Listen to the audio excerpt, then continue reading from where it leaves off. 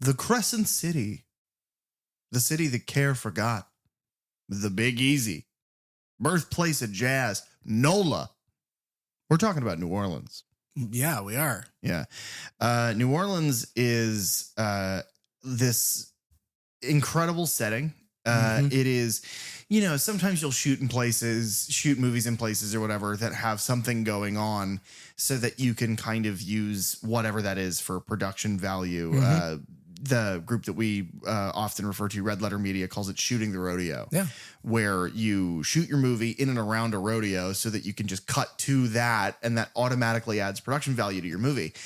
New Orleans is interesting for two reasons. Number one, New Orleans is always a rodeo. Yeah. Doesn't matter where you are, when you are.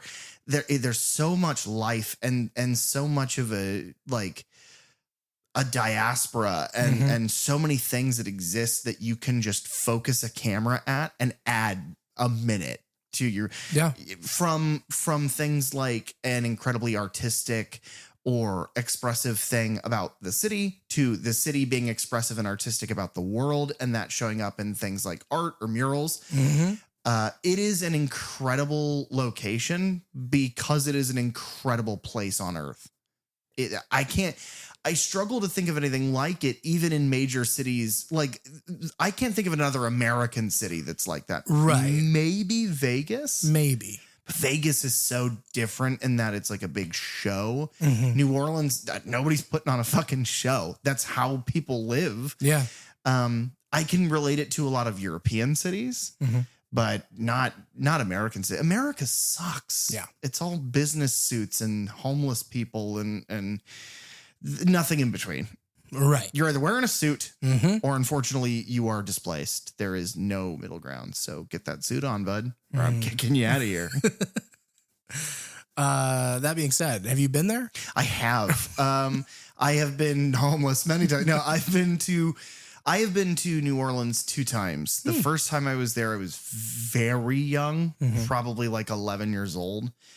That first trip was pre-Katrina. So wow. Okay. there were a lot of things that I was able to do and experience that don't exist anymore. A lot of that like upper side of New Orleans where they had a Six Flags that I was able to go to. I rode the rides that were out there and got to see it.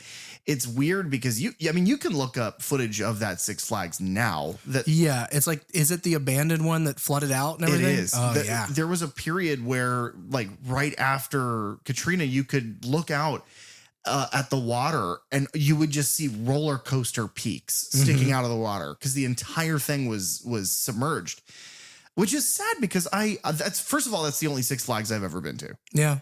But second of all, it was really thematic and cool, and it was a cool little place.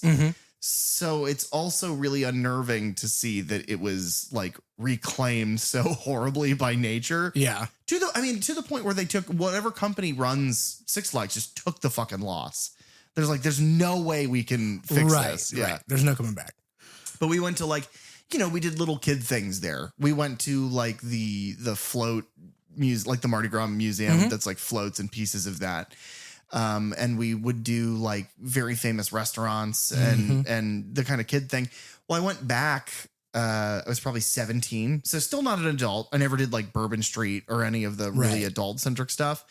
But as a teenager, you can kind of, what is that restaurant? It's like Merlot's and, Cafe Du Monde. You kind of experience the taste of it a bit more. Right. And I remember a lot of that stuff. I really would like to go back there as a grown man. Same. Because you've got like even the American Horror Story settings of like those, or like in Red Dead 2, a lot of that game takes place in air quotes New Orleans. Gotcha. It's a very specific type of deco, a very specific like aesthetic that I really appreciate. I'd love to go back and just take a walking tour of old neighborhoods and stuff. Yeah. I've only been there once, and it was for kind of friends of a friend's wedding. Okay. And it was like a long weekend trip, and we did a lot of walking, just kind of around the city to see the sights, like you said, Cafe Du Monde, that sort of thing. We went to like a pharmacy museum while we were there, which had like all of these like old, like equipment and things that they would use by doctors and pharmacists and things like that. It was pretty neat. That is cool. It also sounds terrifying. Yeah, it was a bit terrifying. Yeah. And it was like built in this like old, 2-story, building house, whatever there.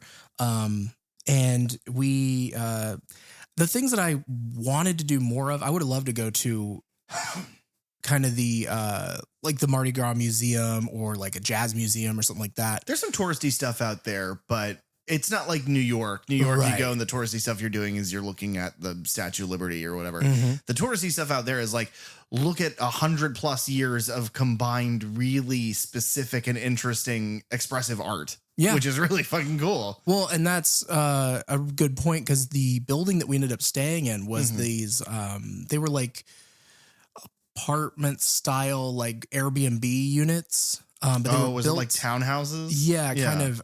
And they were built, the building that they were built in was the Vitascope or Vitascope Hall, which apparently was America's first movie theater.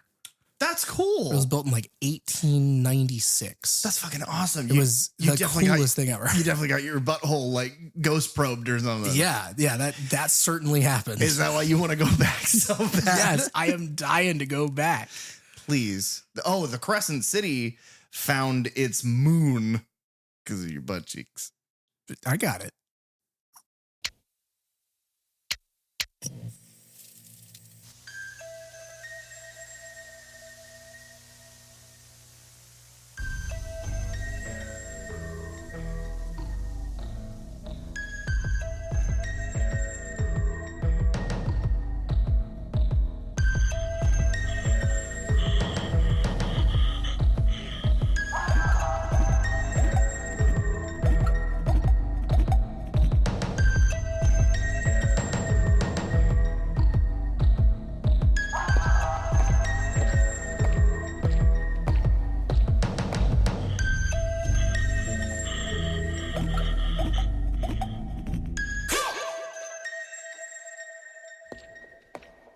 That's right, New Orleans. It's Mardi Gras.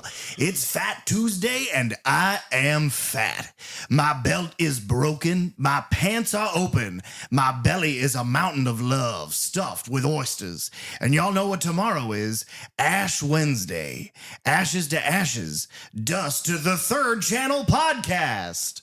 Where we delve into the horror franchises you love from the perspectives of a lifelong horror fan. And a newbie to the genre. I'm PJ. And I'm Derek. And today, the only thing we're here to talk about is horror. God, I've been waiting for so long to do that exact bit. And there's a period in doing that bit where I was like, maybe this is too long. And then I got to the point where I was like, my belt is broken. And I was like, no, I inhabited that character, the Kingfish. Yeah, he's great. Today, the only horror we're here to talk about is we're only going to talk more about New Orleans. Yeah. Yeah, because that was interesting and I like that town. That's more fun to talk about. Yeah. This isn't a terrible movie. No. But I would rather talk about New Orleans. Wow. Okay. Beignets. Delicious. Yeah, they're very good. You ever have any chicory coffee? I don't know if I have. It's the coffee that they serve at like Cafe Du Monde specifically is instead of it being specifically just coffee grounds, it's also ground chicory, like roasted. It's a very distinct taste. I don't hate it. Octavia drinks that in the movie. Yeah, she does. In the, what is that? The police station? The police station that's a part of Candyman 2, Farewell to Flesh. Yeah, they don't use the 2. No. I'm just saying that because, hey guys, this isn't the same movie. Right. You know, it's the sequel. Do you prefer a numeric sequel or do you prefer like, and I don't mean, Scream has just the number, but I mean, do you prefer a number subtitle. And a subtitle? If you're going to do a subtitle, I can understand where it could be helpful. Yeah. Once you get like deeper into it, because the joke is a lot of times with like, say, the Resident Evil films, there are like 7 of those movies. They don't ever give you a number. It's always just a subtitle. And so once you get about 4 deep, it's like any of those could be any number. I have no idea. I don't know how to keep track. Yeah. I think that anything that bloats like that, eventually it just becomes impossible. It's the Halloween of it all. Halloween is the one that is the most impossible to kind of keep track of. because there are both numbers and names, but then sometimes the same name. Yeah. But Farewell to Flesh is a cool it is thing to adapt for. Yeah, and we get like an explanation of that title in the movie itself by Kingfish. Yeah. An interesting thing, that Kingfish character. It's a weird movie. He's this like running kind of narrator of what's going on. And I like it because it's almost like diegetic. Like he's narrating in pieces, but he is a radio DJ. So it's like you always cut into a scene that he's speaking and you cut into it and he's still speaking through like a radio or whatever. But he never talks about what's happening. Right. Only to then give you more of a taste of the setting, which I like. Yeah, I like that. And I like that he kind of acts, as we've seen in a lot of movies that we watch. The Halloween films do this really well, where, they just give you the title of like, October 30th. Or like 3 days later. Night, things like that. He like lays out like the 3 days that we're in leading up to. Yeah. Yeah. There's no music that plays on that radio station, by the way. It's just old parables, Bible quotes, things about Mardi Gras specifically, and how long until Mardi Gras. Yeah. That's his whole show. What do you think he does the rest of the year? No, it's 24/7. Oh, man. Every day. It's like Mardi Gras ends, and a week later, he's like, 355 days late. We can't wait that long. Everybody have more crawfish, and sooner or later, it'll be Mardi Gras. Kingfish coming back at you in 5 minutes with an update. It's like an update for what? Mardi Gras. But yeah, no. It is an interesting movie. The first time I saw the movie was, and it is hard to relay this to our audience any clearer than I already have. So I'm just going to reiterate it. There was a period, close to a 2-year period, where every day we would watch 1 or 2 movies after you got out of work at like midnight. Yeah. Ruined my sleep schedule. I'll never be the same. Yeah. I lost a lot of gray matter to staying up and drinking coffee and just trying to power through it. But it would be the thing of, we would just pick a new franchise, and much like we do with this show, but now we have to watch it and then record an hours long episode about it. So my sleep schedule's only gotten worse. But we watched Candyman, and then it was like, oh, there are sequels to that. And I was like, oh, great. And then we watched them. And that's the first time I saw Candyman, Farewell to Flesh. I rated this one pretty high. Yeah, you did. I gave it 3.5 stars out of 5. Thought it was very good. And I still think it's very good, but I think I might have been a little rose tinted because it was back to back. And this time I'm being critical of them.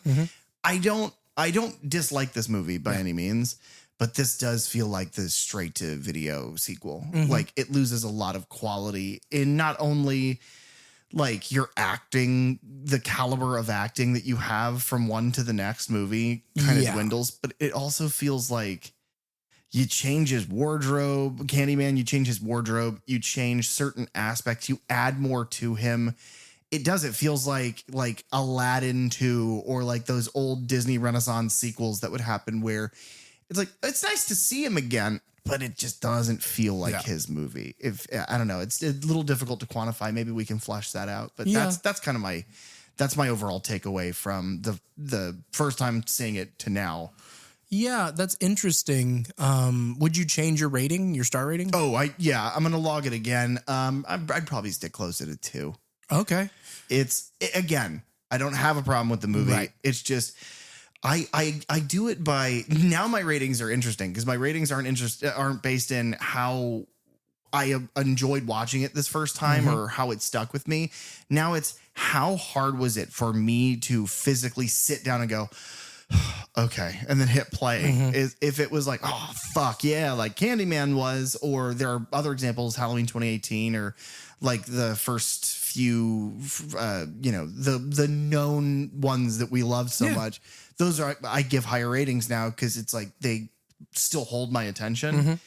This one is in the middle of the pack. Yeah. What's interesting about that is that I had almost the opposite reaction with these rewatches. Yeah. Is like, I had given this a 2 the last couple times I'd watched it. And I think this has gone up a full star for me. Wow. I really kind of dug this movie. Yeah, I like what they do narratively, and I like the things that they add. I think that so often you get these franchises where as they go on, they add lore and more detail, and it weighs it down in a way that's really negative. I think the things they add to his sort of character and his experience only benefit him as a character. Like it's good retroactively. You can watch one again and be like, oh, okay. I kind of get more of a semblance as to why he is this way. Yeah. But I also kind of like the mystery of the first one. That's fair. I don't mind him just being evil. This makes him much more sympathetic. Candyman, farewell to the flesh. Evil comes when you call his name. Annie, a young schoolteacher struggling to solve the brutal murder of her father, unwittingly summons the Candyman to New Orleans, where she learns the secret of his power and discovers the link that connects them. Two things there. The first thing is it says that she unwittingly summons the Candyman. Right. That's not true. You don't unwittingly summon Candyman. Yeah, there's like the Bloody Mary story where you say Bloody Mary's name 3 times. That's only twice, so I won't do it again. But the point is you see, that's easy. You in describing it or kind of talking about that story, you could unwittingly 5 times saying Candyman is a lot. Yeah. Well, and it's like specifically looking into a mirror. Yeah. So it's like you're choosing to do this. You have to be holding a thing of black licorice for the bees, obviously. Bees love licorice. That's a third channel fact. The other thing, the link that connects them is an interesting point. And before we get into anything, do you think that serves as a good narrative tie for our character, that she is like his granddaughter? So what I think is interesting about that reveal, is it makes the reason for this story taking place in New Orleans makes sense. Yeah, it ties our. It's not just the same story again, because in a lot of ways, this is a very similar story to the first. No, it's like your 3-act structure. It's the same. Right. Yeah. But whereas the first is like a dark romance, this is not. No. He's not seducing her. No, he's trying to. It's not like a seduction. He also doesn't seem to want to kill her. He seems to want to, like, manipulate her, but in a way that's like, hey, come with. That's part of the reason that I have a problem with this movie is that what the fuck does he want? Yeah, it's a little. He wants loose. to kill Helen. He is a vengeful spirit whom she has directly harmed, and he is now looking to exact his revenge on her, but in a sort of romantic, like mutually beneficial way. Yeah, we're gonna come out of this legends together. Yeah, but this one he's just like, hey, you're mine. Come over here. Yeah. She's like, what? And he's like, listen, I'm a ghost, so I can't drive, but I really need a Dave's double from Wendy's. I really loved those things. It's like, it's the thing I've missed most. It's like, there is no way there were Wendy's when you were, alive. And he's like, no, it wasn't when I was alive, but I've been a ghost for a long time. You find a way to Wendy's. Yeah. All ghosts eat Wendy's. A third channel fact. And whatever the other one was that I've already forgotten. But I think what it kind of then undermines in a weird way is that if he is born in New Orleans, right? His family is in New Orleans. He is here because of them trying to break his curse or what have you. Then why was he in Chicago? So, yeah, it really is the thing of like he dies in New Orleans because he's like laying on the ground bleeding out of a stump in New Orleans. Yeah. And then he gets covered in bee stings and he dies, assumedly thereafter. Right. So then they're like, okay, quick. And they put him in a wagon and they nurse him back to health. And they keep him right on the edge of death and they wagon him up to New Orleans or up to Chicago, where they then murder him all the way and put the hook in or whatever and then burn him up. Yeah. I mean, unless that was those flashback scenes are not supposed to be in New Orleans. No, like he's in the first one, they say that he's killed and then he's burned and his ashes are scattered on what would be Cabrini Green. the assumption that I had, the understanding that I had of the first Candyman is that he left from the South to the North and ended up being a really prolific painter during like turn of the century ish. Yeah. After Chicago, the Civil War. Yeah. Which also makes him much older. He should be much older. That his granddaughter should just be like kicking around. Like, like she's young. Yeah. I don't know. It's also one of those movies that like you could really easy pick apart because I think it was kind of a lazy, like a lazy like storyboard. I don't think it makes a lot of sense. Yeah. But ultimately, it's just, this is one of those movies. It's like, if you can manage to shake the cobwebs off and go like, no, I don't care. It doesn't matter. It's a neat entry into what is a cool and compelling character story. Yeah, I agree. Candyman Farewell to the Flesh was released March 17th of 1995. It is directed by Bill Condon. I was alive for this one. Oh, yeah, I guess you were. Yeah, I saw it at 1 year old in the theater. Congrats. Yeah. Is that what turned you off of horror for so long? No, that was the LucasArts SNES video game Zombies Ate My Neighbors. Oh, right. We talked about that once. One time. But yeah, it's directed by Bill Condon. It's written by Rand Ravitch and Mark Kruger. It's produced by Greg Feinberg, and returning, the one that I couldn't pronounce last week, Sigeron Savatsson. Oh, yeah. I think I did a better job this time. The cinematography is done by Tobias A. Schleisler, who had also shot Free Willy 3. Okay.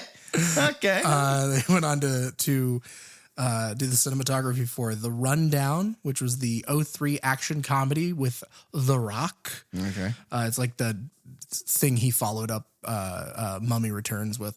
Oh, okay. He was a cinematographer for Dreamgirls in 2006, Hancock, the Will Smith superhero movie. I hate that fucking movie. The Taking of Pelham 123, the 2009 like remake version, Beauty and the Beast from 2017, A Wrinkle in Time, the sci-fi book adaptation in 2018, and the sci-fi action movie from 2021 called The Atom Project. I think that was a Netflix movie. For a guy who made the Free Willy 3, surprising complete lack of any and all whales in this film. Yeah, that's true. Or willies. No willies. No full frontal male nudity. No whales. Right. Just surprising, I guess. Yeah, those are the things we're looking for in film. Yeah, it's like because there's a bunch of sharks in E.T. You know, because Spielberg. Right. So that's what you expect is you have that motif that you carry. That's why there's so many Titanics in Avatar. The editor is Virginia Katz. They were the editor for Dreamgirls in 2006, Burlesque, the musical from 2010, Twilight, Breaking Dawn, Parts 1 and 2, something called The Fifth Estate, Mr. Holmes, which was a Sherlock Holmes film where he is played by Sir Ian McKellen. Oh. Beauty and the Beast, 2017. The Good Liar from 2019. And then most recently, Kiss of the Spider-Woman from 2025, starring J-Lo. The budget for this movie is a bit less than it was for last time. Feels that way. It was $6 million from the $8 to $9 million of Candyman. And it brought in a bit less, but it still made money. It brought in $13.9 million, down from $25.8. Director Bill Condon had done a Southern Gothic horror film in 1987 called Sister Sister, not to be confused with the Tia and Tamara Mowry show. Yeah. He had done a period drama in 1998 called Gods and Monsters. Dreamgirls, the musical from 2006, which has Beyonce in it. He directed Twilight, Breaking Dawn Parts 1 and 2, the 2013 thriller The Fifth Estate, Mr. Holmes, like I mentioned before, Beauty and the Beast, the Disney live-action remake, or adaptation, if you will, The Good Liar, a crime thriller from 2019, and then Kiss of the Spider-Woman, the musical drama from 2025. Writer Rand Ravitch had done Crime Lords in 91, The Maker in 97, The Astronaut's Wife, a sci-fi film in 99 that he also directed, and then The Killer's Game in 2024, an action thriller. The other writer, Mark Kruger, had written a Frankenstein miniseries from 2004. The Dead Will Tell, which is a TV thriller from 2004 as well. They wrote 2 episodes of Damien, which is like a like Exorcist, an Omen, yeah. Series that I've never seen. Oh, Spooky Kids, 2016, yeah. And then the 2018 thriller We Have Always Lived in the Castle, which I haven't seen either. That's wordy. It's very wordy. I think that might be based on a. Oh my God, what is her name? The woman who wrote The Haunting of Hill House. I know who you're I can't remember her name either, but I know who you're talking about. Yep, it's gone right now. It may return to me later. Post in the comments what the lady who wrote The Haunting of Hill House's name is. Thank you. We know it's not Mike Flanagan. We know he just did the TV show. Yeah. So you can't slip that past us. Right. We'll know. Yeah. One of the producers, Greg Feinberg, had been a producer on Twin Peaks season 1 and 2, and the prequel film Fire Walk with Me in 92, the crime thriller Final Combination in 1994, Gods and Monsters, and then he was the executive producer on Deadwood, both the show and the movie. Okay. Feinberg is what you are when you're just doing all right. It's like, hey, how you doing, man? And you're like, I'm Feinberg, you know. I had a feeling. I try to find I know anybody who's got Berg in their last name. I try to figure out a way to make that about you. Thank you. Everything's about you, baby. The other producer, Sidran, yep, last name, had done Hard Rock Zombies, The Blue Iguana, Wild at Heart, Candyman, Lords of Illusion, which is directed by Clive Barker, and then I think it's a zombie movie called Z for Zachariah. The music is done by Philip Glass again in this one. Very good. It is. He had done, music for the Italian horror film The Church, obviously Candyman, with that theme returning. He had also done music for The Truman Show, Secret Window, The Illusionist, and Fantastic Four 2015. I like the score in this. It's because I like that we get the returning pieces of score from the original, but like in certain scenes, it's almost played with different instruments to make it feel different. It is. I have a different interpretation. Okay. I have in certain scenes, it's played with very electronic keyboards and MIDIs because they couldn't afford any kind of like actual like orchestra or anything. Could be that because it feels like exactly the same. It feels like the karaoke version. Yeah. In certain moments. Yeah. When they use the actual like full recorded score, it feels great though. Yeah. It happens several times and it hits. But I like that they kind of choose those moments. And I like probably the thing that sticks out the most is the very end scene. It plays almost like it sounds almost like a music box or like a mobile above a crib. Yes. Yeah. So it's very thematic, I think, at that scene. Hey, your crib's going to be your grave. Oh, that's actually it's funny. I meant that as a joke, but the fact that it sounds like it's coming from a mobile over a crib, and one of the motifs of this movie is your crib is your grave. Is your grave, yeah. Yeah, that's pretty good, actually. Sounds good. Okay, you know what? Half a star on this movie now. That's what I'm going to do. I'll keep bumping those stars out until it's a 10-star movie. The development for this film, basically they wanted Bernard Rose to come back, and they had some different kind of ideas for what they wanted from this storyline. They being the production company, had wanted to turn like Candyman's story that he had been a slave. And they were like, well, no, like we've already explained this in the first movie of like he was famously the not son that. of, and then escaped, and he was educated and an artist, and those are the things that we want to expound upon. And so Bernard Rose had originally conceived of a sequel that actually didn't feature the character of Candyman at all, but instead it kind of continued to explore the nature of urban horror myths and legends.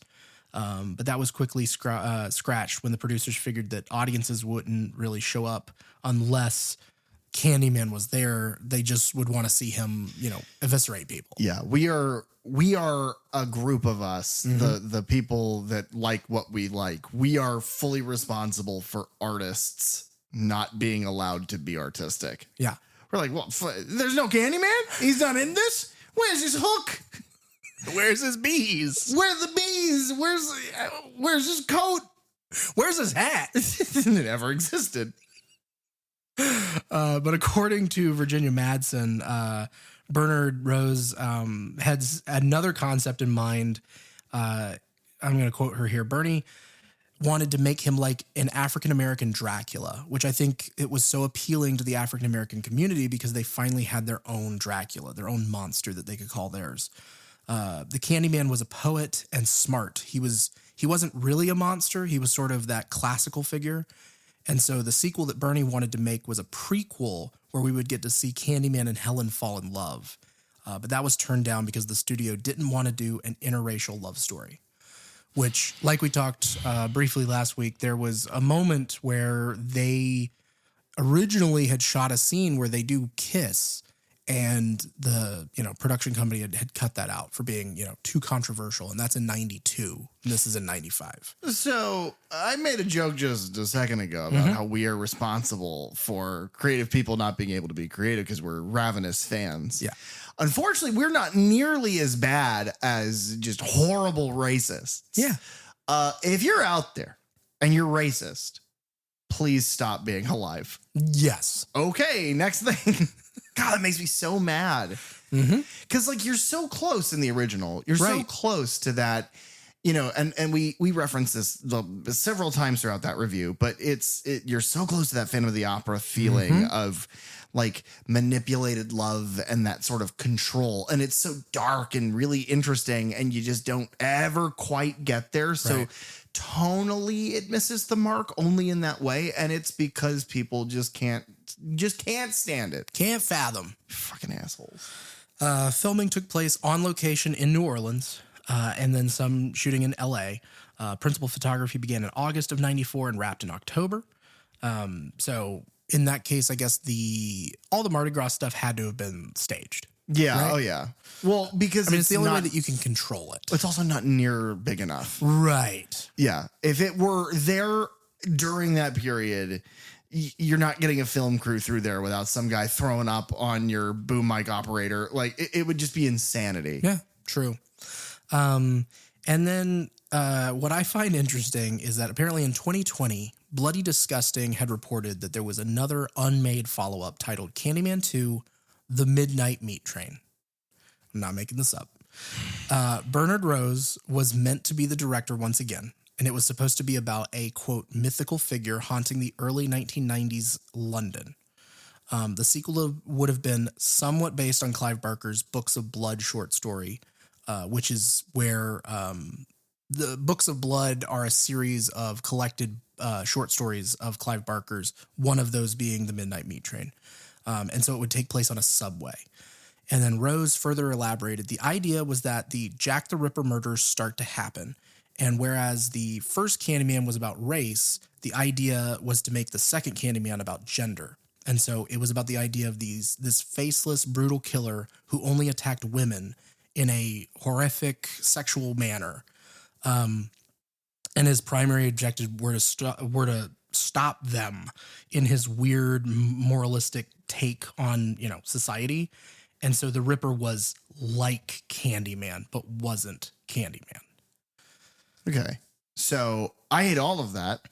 That makes zero sense to fit into this franchise. And just in case anybody's ever curious, there is a movie made called The Midnight Meat Train that I don't like. I don't like it at all. I like it. You know who else doesn't like it? Dylan doesn't like it. Yeah, you guys weren't big fans. No, I was actually, I was as close to mad at you because of a movie recommendation as I think I've ever been with that one. Yeah, probably. Yeah, I attacked you. More or less than Mandy. Oh, fuck you. That's a good one. I'll have to come back to that. I'll end with the Midnight Meat Train inspired follow-up went unproduced because the studio found its screenplay too risky. And so the only scene from Rose's original draft of that movie that's left in this movie is the one featuring Professor Philip Purcell, who is the surviving character from the first film. He died for love. Born just after the Civil War, Daniel Robitaille was the son of slaves. An artist by trade, a wealthy landowner commissioned him to paint the portrait of his daughter. They fell in love. She became pregnant. Her father had his thugs chase the poor man through the town. When they caught him, they sawed off his right hand with a rusty blade. A nearby beehive was raided, and the honeycomb smeared over his bleeding, mutilated body. The crowd that had gathered fled as the bees came for him. He died for love. His resurrection began as rumor and grew into myth. Say his name 5 times in the mirror and you would appear. A hook had replaced his severed hand. Sorrow and hate fill his eyes. Bees buzz about his lips. The myth has traveled from place to place, taking root in the most desperate areas.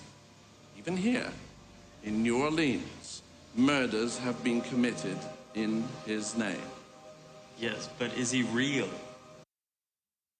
That's the question. Is he? And I'll tell you, he is. Tony Todd was a guy. He was. He's bigger than hell. So this character is interesting because up until listening to him isolated like he was just then in this clip where you can't see him, because I made the joke watching Candyman that he's Stephen Fraud. Right. Because he looks like Stephen Fry. But just off. Just off. He's not actually. But in listening to him, he also sounds a lot like Eddie Izzard. To the point where that's like you could trick yourself into thinking that that's who that is. Yeah. But yeah, this is, I mean, it's the exact same conversation as another thing that I think is that he talks about the father chasing him in a nearby beehive and whatnot. Maybe those things are supposed to take place in Chicago, and that Caroline, the woman that he is in love with, which is going to be fucking weird for me the whole time talking about this because of our resident fact checker and number one fan, my sister Caroline. But they have gone to Chicago where this is all taking place, but originally maybe she is from New Orleans, and so after this tragedy occurs, she comes back to New Orleans. Oh, possibly, yeah. Like maybe that's where they met and then came to Chicago or whatever. I mean, you have to link those two somehow in your mind because the movie doesn't do it for you. No, but it tells you just enough to expand this backstory. Yeah, I do like it, and I think that's why on the interviews on the Shout Factory Blu-ray, Tony Todd really kind of goes to bat for this movie. Yeah, I'm sure. And I think it's because so much of it is about the backstory, the tragic backstory of this character that he really wanted to. He's like a classically trained actor. Yeah, he seems like it. he wanted to, do more. He also, and I don't mean to sound this way, but this movie, he doesn't seem to be giving it the same kind of zhuzh. He almost seems to like, not knowing that he was super invested in the story and in the performance of it, he almost seems like he's kind of phoning it in. Like at times, maybe like his physicality is like he just stands there. Yeah, and that may have been the direction. Probably. It may have been because it's like, what can you do with him? Because he's supposed to be like a sort of living. Oh, by the way, I have a cough. Yeah. So sorry about that. But he's like a living reflection. Almost. Right. And if you're not going to have him, because I mean, this one definitely falls more into the slasher. Much more than the first one. Yeah. Because he shows up in like second scene of the whole movie, whereas we had to wait 45 minutes for him to show up the first time in the first one. Yeah. He does a bathroom murder. It's namely because Fuckface, Dr. Fuckface was like, oh, I can prove it. I'm not afraid. I'm gonna read from my book now. And then he takes his book. Now this is clever because we open this movie with this scene and he's at like a reading of his own book at a bookstore. Yeah. But his book is like treated so that it's reflective. Yeah. And so that you can say his name 5 times. Now, what I will say is that if that book gets really popular because of all these murders and everybody buys it, it's got the same cover. Whoo! Candyman's got his fucking work. Well, the mirror is smushed. Yeah. But there's a third one of these. Yeah. And a fourth one. So we got to figure out how because I can't remember much about 3 at all. I don't remember a fucking thing. I thought the New Orleans one was 3. Yeah. And that there was one in between. Yeah. No. Candyman goes to Amsterdam. Yeah. He retrofits his hook to have like a fucking one hitter in it. He's just getting high the whole movie. Like, damn, this place is fucking rad. Fuck Chicago. I'm haunting Amsterdam. Yeah, every Candyman movie is he's just in a different major city somewhere. That he falls in love with and he like eats the cuisine or whatever. Yeah, I'd watch a travel blog of Candyman. Yeah. Yeah, our Professor Philip Purcell here, played by Michael Culkin, reprising his role from Candyman. He was also in The Fifth Element, and then he was in the first 2 seasons of The Crown. He played Rab Butler. I have not watched that. I have, and I really enjoyed it, but I don't recall. It's the only reason I was like, oh, well, maybe. Yeah. But yeah, he is, apparently this is like 3 years later. They don't specifically say that, but he does bring up the... Yeah, he brings up Helen by name, yeah. that she lost her mind, that she thought she was Candyman and carried out a litany of gruesome murders. Right. And the other major thing here is that we are finally given, Candyman's actual name of Daniel Robitaille. It's a cool name. It is a very cool name. They should have pronounced the L's, though. Daniel Robitaille. No. You don't like that? No. Okay. All right.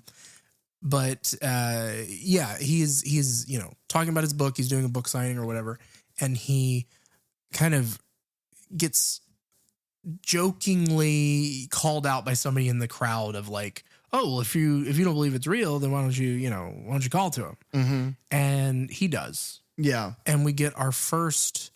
This is what I mean by like it's more of a slasher, where we get our first like fake out scare. Oh, yeah. He's got like a projector screen that he's in front of for his little slideshow, and somebody punches a hook through it. And he's even like, the professor's even like, hey, look at this little nerd. Yeah. He's our Candyman Here's for the day. Kevin, he's our Candyman or whatever. Kevin's like, be my victim. And everyone's like, he said it. What? Now, my question in this scene is, if he, like, do you think this is his one and only signing, or do you think he travels around and does like That's book what I'm readings saying. and signings? I think he travels around and does it all the time, and he goes to the airport immediately after. Candyman won't fly. Bees aren't faster than an airplane, so he can't fly. So he's just been escaping him place to place to place. Okay. Here, Ethan kind of slows him up. Yeah. And then he gets bathroom murdered. But my question is, if he's doing that, do you think that he is providing the video screen, or do you think that like the bookstore, because they destroy it? They would destroy it if he does that bit every night. They don't have like Twitter at this point, right? And they can't text, so it's very difficult for them to figure out what the next stop on his book tour is, so that they could call ahead and be like, "Hey, don't let this guy use your fucking screen." He left. Have him pay for it. He did that, and then he left like 5 minutes later. We couldn't find him anywhere in the building. He tipped us like he left a $5 stapled to the screen, by the way, damaging it worse. The professor was like, Candyman, ooh, Candyman. He's skipping down the road. Fuck your screen. I don't know. It always bothers me. No, I get that. Maybe it's like a rip away thing. I don't know. Yeah. He's the only purpose, and they use his character very well, because his character is like a belligerent fuckhead in the first movie. So they're like, okay, well, let's make him belligerent again. Let's make him a shithead again. And let's have him basically exist to give needed exposition to get us from 1 to 2. And then we're going to kill him in a really awesome way. Yeah. The problem is that during that kind of exercise, we're introduced to the worst part of this movie. Yeah, honestly, yeah. I fucking hate Ethan, dude. He's so obnoxious. The performer's terrible. Yeah, not great. Just awful. Like B-movie bad. Right. The movie with bees in it.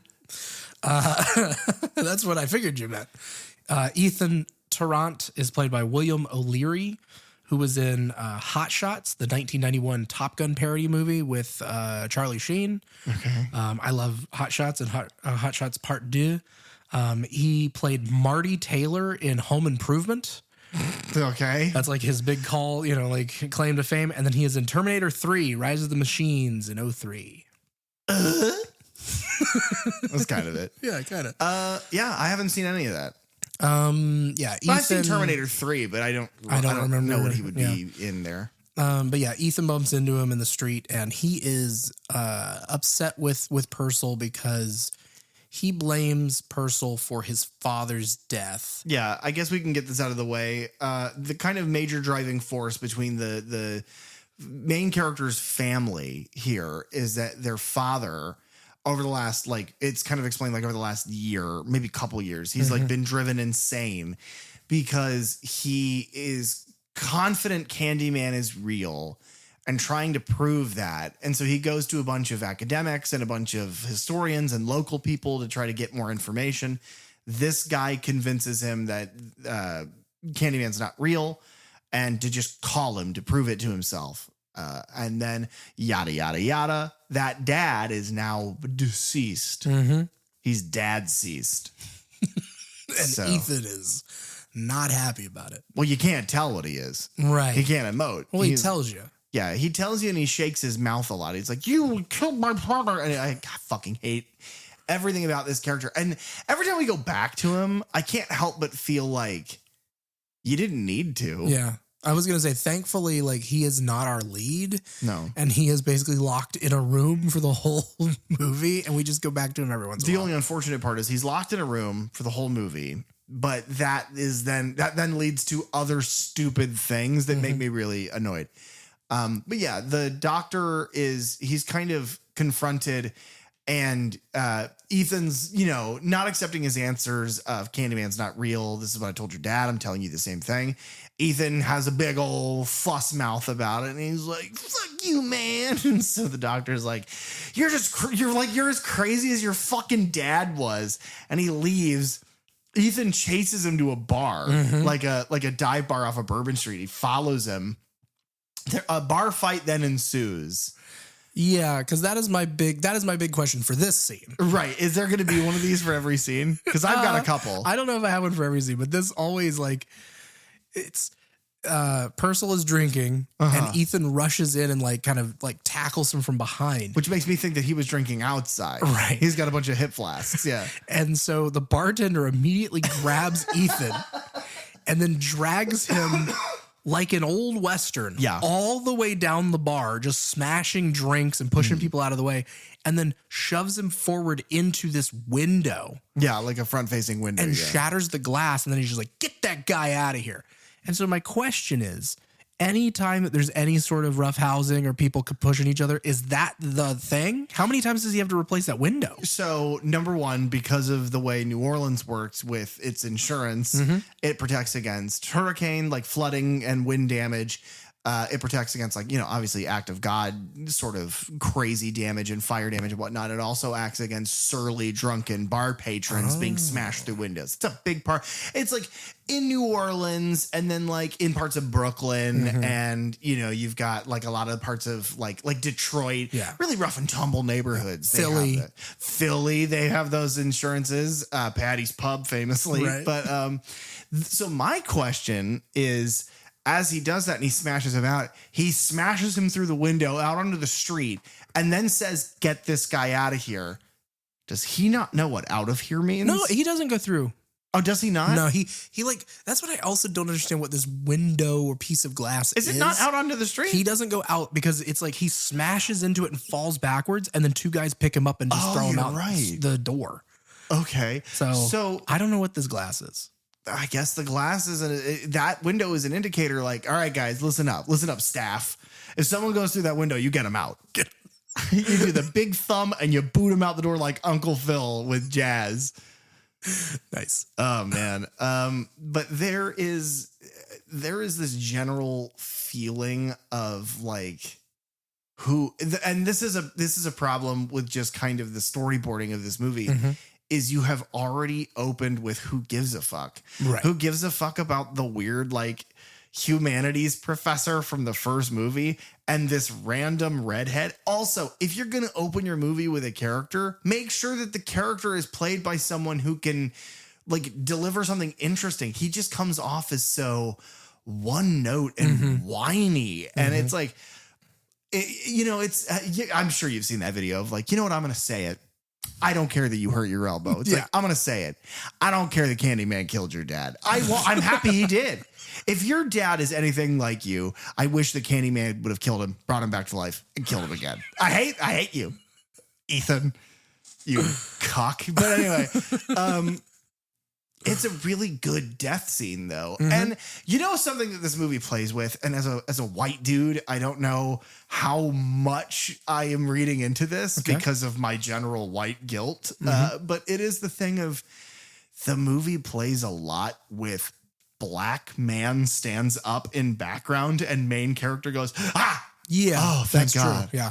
It's just a black person. Yeah. And not Candyman. But it is just like, the guy who stands up in the bathroom looks nothing like Tony Todd. No. He's not nearly tall enough. He's not wearing the collar or anything. Now, granted, we have the benefit as the audience of knowing exactly what Candyman looks like. But it's like, is that intentional?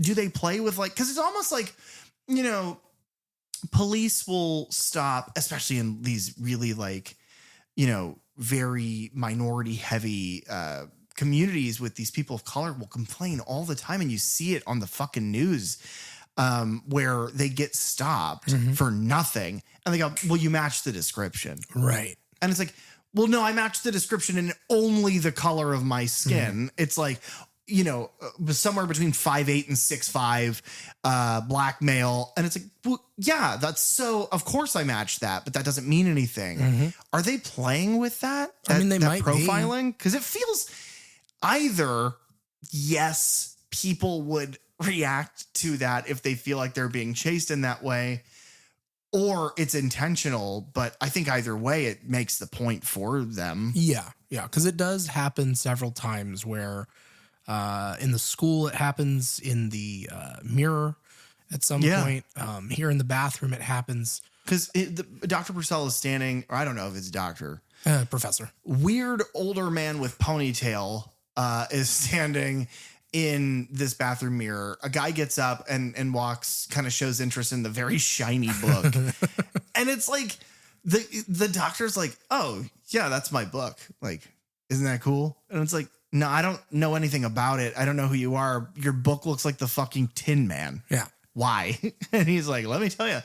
And then he ruins that guy's projector screen. He's like, the guy's not in the bathroom. He's out there, but hold on a second. He walks around it, cuts through it. He walks back around. The guy's like, do you have any idea how much that projector screen is worth? Like, I gotta get the fuck out of here. Then the bartender slides him across into a different weird window that they've just replaced. Take them away, boys. All of this rambling. It's a weird opening. It's also like kind of tonally different than the rest of the movie in that the rest of the movie isn't like somebody being chased down. This is the most chasey sort of feel. Yeah. Where he's kind of already jumpy and looking over his shoulder. And then over his shoulder, he's back, ladies and gentlemen. We get our first appearance of Candyman. And he's wearing a different coat. Yeah. And that's the first thing I want to talk to you about. I know you have to do Tony Todd credits. That's the first thing I want to talk to you about. Okay. So afterwards. Okay. Candyman is played by Tony Todd, as we talked before. Night of the Living Dead, directed by Tom Savini. Obviously reprising his role from Candyman. He will again do that in Candyman Day of the Dead. He is in the Final Destination franchise. He's in the Hatchet franchise. And then more so this week, we'll talk about his voice acting. Because apparently he was a voice actor in the Half-Life 2 video games. He was in Transformers Revenge of the Fallen, which, talking about sequels that don't have numbers, I believe Revenge of the Fallen is the second one. I have no idea. I've only seen the first one of those movies, and I feel blessed as a result. Yeah. But he is the voice of The Fallen. Oh, good. In the Flash TV show, which we mentioned within the last week, I think. Yeah. He is apparently the voice of Zoom. In the DC animated universe, he was Darkseid, like you said. I know. The other day, Spider-Man 2, Venom. But Darkseid and Venom, he's just so good at being this really dark and compelling villain. He's great at it. Yeah. But no, if you have the opportunity, you should. If you haven't played the game, which I highly recommend you should at least look up the Venom lines because they're incredible and scary. He's scary in that. Yeah, completely different wardrobe. Yeah. His hair's a little longer. Not a lot longer. It's just maybe like a half an inch longer. Noticeable. And then his coat is less of like in the first one, it's like almost this like timeless sort of long coat with this brown fur that comes out around the edge lines. This is more like almost like a highwayman's jacket, like a duster. Yeah. But like not like a Western duster, more like a London like raincoat. Really dark muted colors. The first one, he's got the benefit of like he's got like a white ascot, and like his pants are very white, and like like the pattern is like I don't know what you call it, like the picnic blanket, whatever. Right. But in this one, I don't hate it. It's just it almost feels like dark for the sake of being dark. Like this is like the gritty reboot where he's like in all like dark colors. Yeah. I don't know that you need that. And I don't really know why the change, unless they just didn't have that coat and were like, we don't have the money or the ability to like recreate it. Yeah. Or go buy something that would be similar enough. If that's the case, I do understand the complete overhaul, because it's like we don't need to build the rest of the costume and then the eye draw piece replace. That doesn't make a lot of sense. No. Ultimately, it doesn't really matter. He's got a coat and a hook. The hook is also different. Yeah. It seems bigger. It is much bigger. The thing that makes me sad is one of the most compelling parts of the visual of that hook is that it's nailed into like his like flat, like his lump of arm that's left. It's got nails in it. This one doesn't, which I really like that aesthetic from the first. But he absolutely murders this ponytail man, this ponytailman. He kills him for that reason, by the way. It wasn't the name 5 times thing. No, he got over that a long time ago. Candyman doesn't operate like that anymore. But you're a man in your 50s with a ponytail, you're out of here. Yes. So exit Professor Purcell.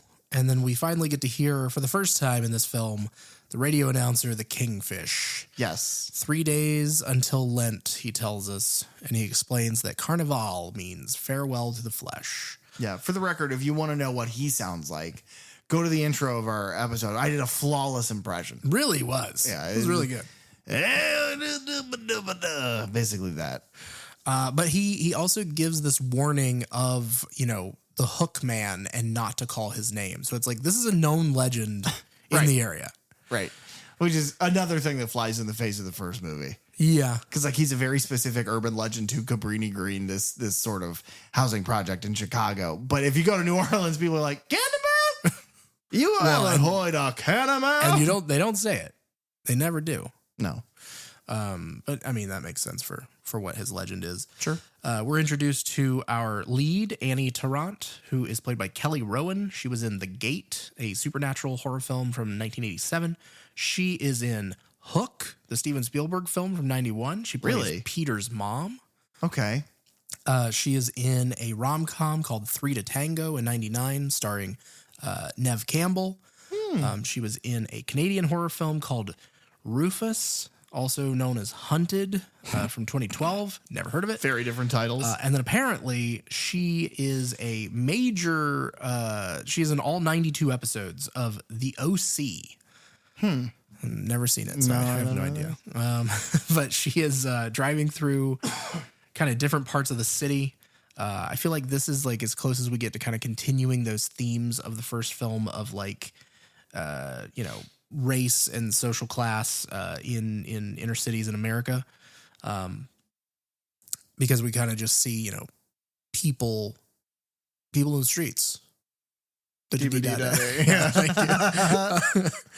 She's an art teacher, and she works at this school, and she's told by somebody pops in and tells her that her brother has been arrested.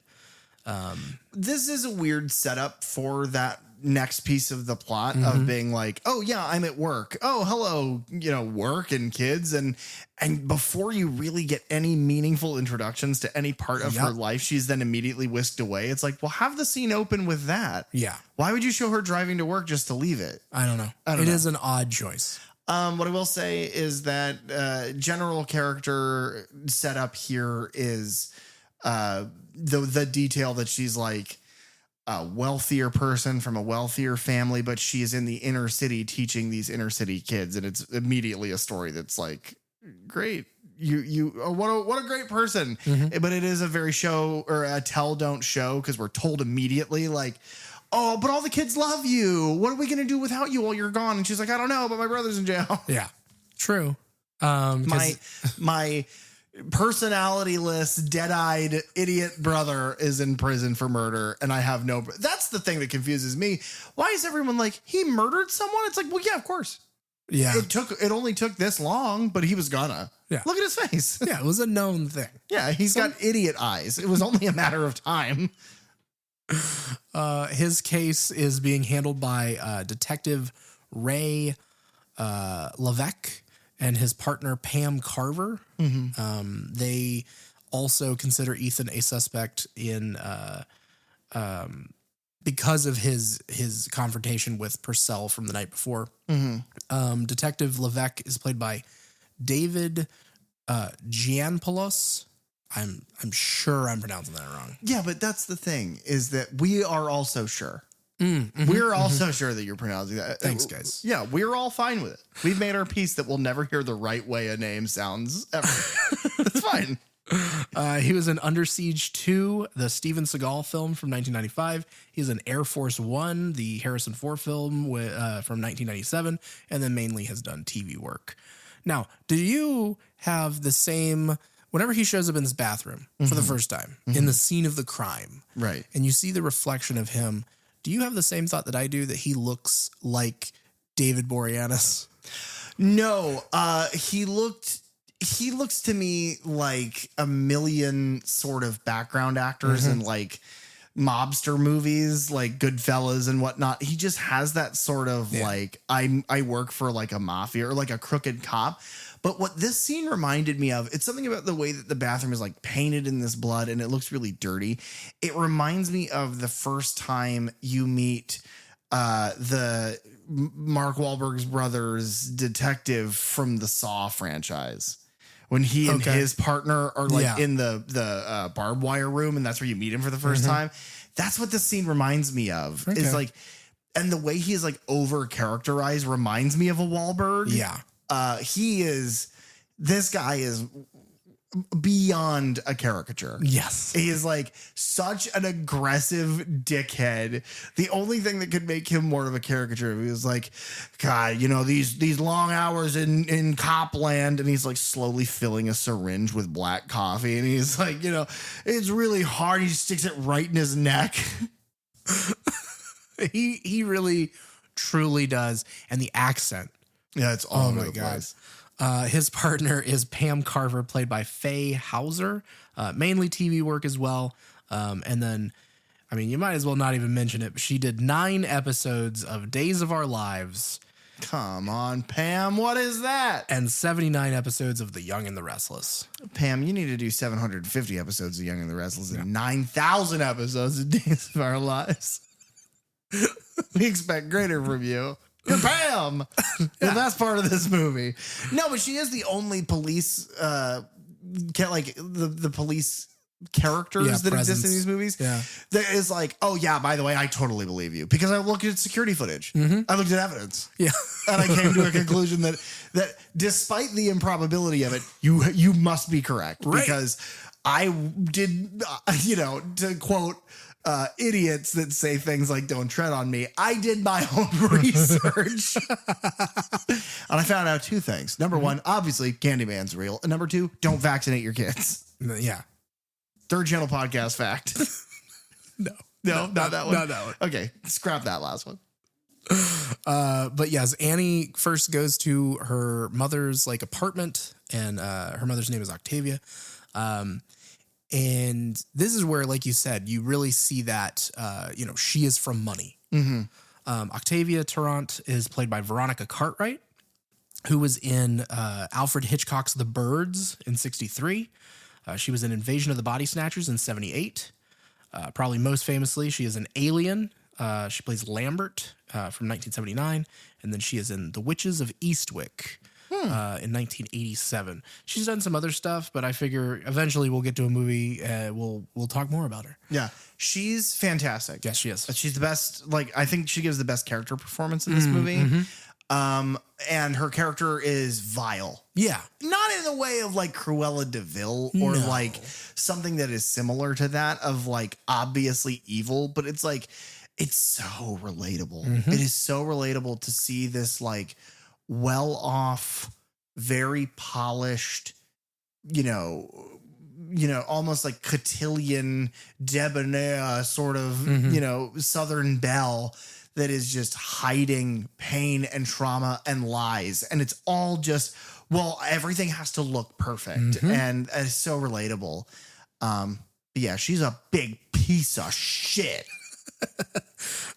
She is living in this apartment, and she has like, she seems to be very on edge about a lot of things because she has this security system. Yeah, and by the way, it is funny writing, but also it's so ridiculous that it almost breaks the illusion for me, because she gets on the phone. The alarm has gone off in her apartment when Annie comes in, and she gets the call. Octavia gets the call of like, hey, ma'am, this security company, everything okay? Did you set the alarm off? And she's like, yeah, and immediately she is hostile on the phone. Immediately she's like, yeah, this alarm went off like 15 minutes ago. What happened? Why did it take so long? And she's like, you can hear them on the background. It's like their muffled kind of phone thing, but it's like, what's your code phrase or whatever? It's like, code phrase. I'll give you a code phrase, dickhead. How's that? And it's like, well, now you have to send the police. You have to do that because the alarm has gone off, and an incredibly hostile person has answered the phone and is antagonizing you. You have to send the police. No, they just know her. Yeah, they know. Because she sets that thing up all the time. By accident. Yeah, probably. She lets in her shitty little dogs or whatever. You don't see them in the movie, but she's got them. She's got them. You know she does. They're all dead, just taxidermied in different purses. She drags them around. Like the little toy that's just like a static leash that you do an invisible dog, but there's a taxidermy chihuahua on it. Everybody knows that. That old chestnut. She reveals to Annie that she is dying of cancer. Yeah. And she, believes that she got it whenever her husband died. So, it just reveals more of kind of what's going on in her head. Yeah, but that also makes zero sense. And then it's like in the same way in Inferno, when our main character does not react in any way to a very close friend of his named Sarah dying in front of him. Annie's actress isn't very good at emoting beyond very surface level emotion because she just finds out all of this really bad shit about her mom having cancer and is like, oh man, well, that sucks, Mom. And it's like, I would be devastated. Yeah. I like Annie's actress for the most part in this movie. I think whenever she tries to do big emotional stuff, it breaks. It's like she looks like she's acting. Yeah, she looks like somebody practicing facial expressions in the mirror. Yeah. But then when she doesn't do that, to me, it all comes off as underplayed. It's like you'll hear actors talk about like, oh yeah, I tried to do it all in my eyes and be really expressive in my eyes and kind of leave my face stone. And then we looked at the dailies and I just look like I'm not there. And it's like, you have to do that tightrope walk of expressing enough. What you think is subdued is too subdued. And you still have to play it because you are playing on a stage that is that camera. And she doesn't know how to do that tightrope walk. It's either way too much or way too little. Yeah, fair. The other thing that's important here, I guess, a small detail is she notices her mother locking a drawer in her room. In her bedroom. But they go to the police station in order to defend Ethan. Annie meets with him in an interrogation room, and they are being listened in on, unbeknownst to them, by Detective Levesque and Carver. Couple things to note. Number one, this is where Octavia drinks that motherfucking chicory coffee. Oh, yeah. And it is good. And it does help you shit. That is true.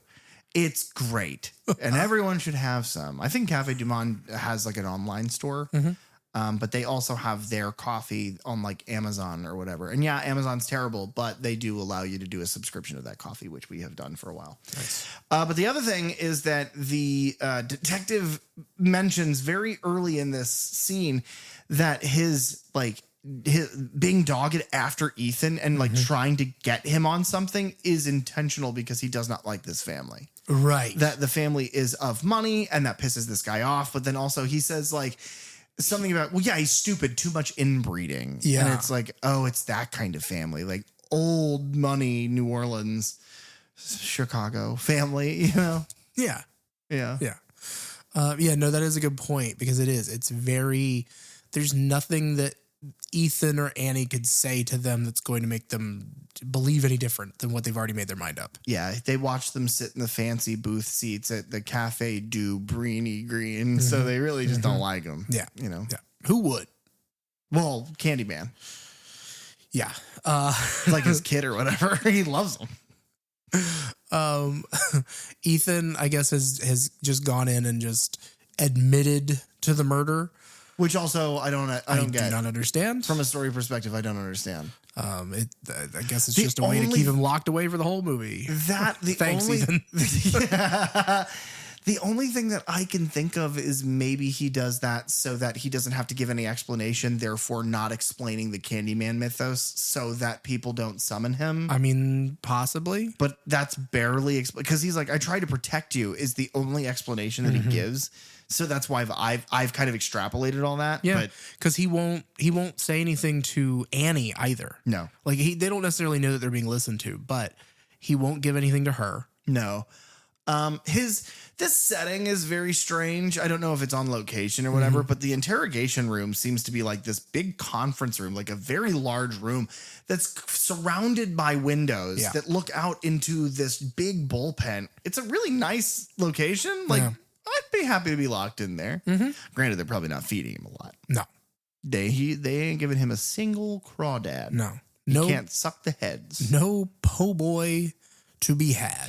Now, okay, let's take a small break here and revisit our conversation about New Orleans, because every time I talk about Ethan, I feel my brain slough back into a previous gear. Fair. I know that you typically don't fuck around with wet bugs. I know you don't enjoy like a shrimp or whatever. No. And so crawfish, I assume, extends to that. Yeah, correct. Yeah. But do you have any good food experiences from New Orleans? Because New Orleans is one of the, food capitals of the planet. Oh, yeah. We went to, obviously, like we said, Cafe du Monde for desserts and things. I had the frozen coffee there and then the beignets. We did hit a po' boy place, and I got a muffaletta because I love a muffaletta. Very, very good. Yeah. I had the single most difficult sandwich to eat ever is that in New Orleans, I can't remember the name of it, but in New Orleans, there's this big like indoor shopping center. It's like an inverted strip mall where it's set like a strip mall, but it's all inside. They have this big food court, but a lot of these very famous and old restaurants have kind of opened like a secondary location there to be expressive.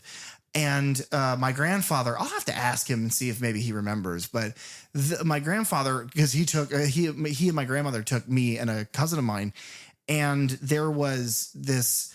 What is a po' boy is the question that 11-year-old me asks because it's such a ridiculous sounding thing. Yeah, and he explains it, and it is all of these things jammed into this fucking sandwich, but it has gotten so saturated that it is essentially impossible to eat. So we are having to like hold wet sandwich and just eat it.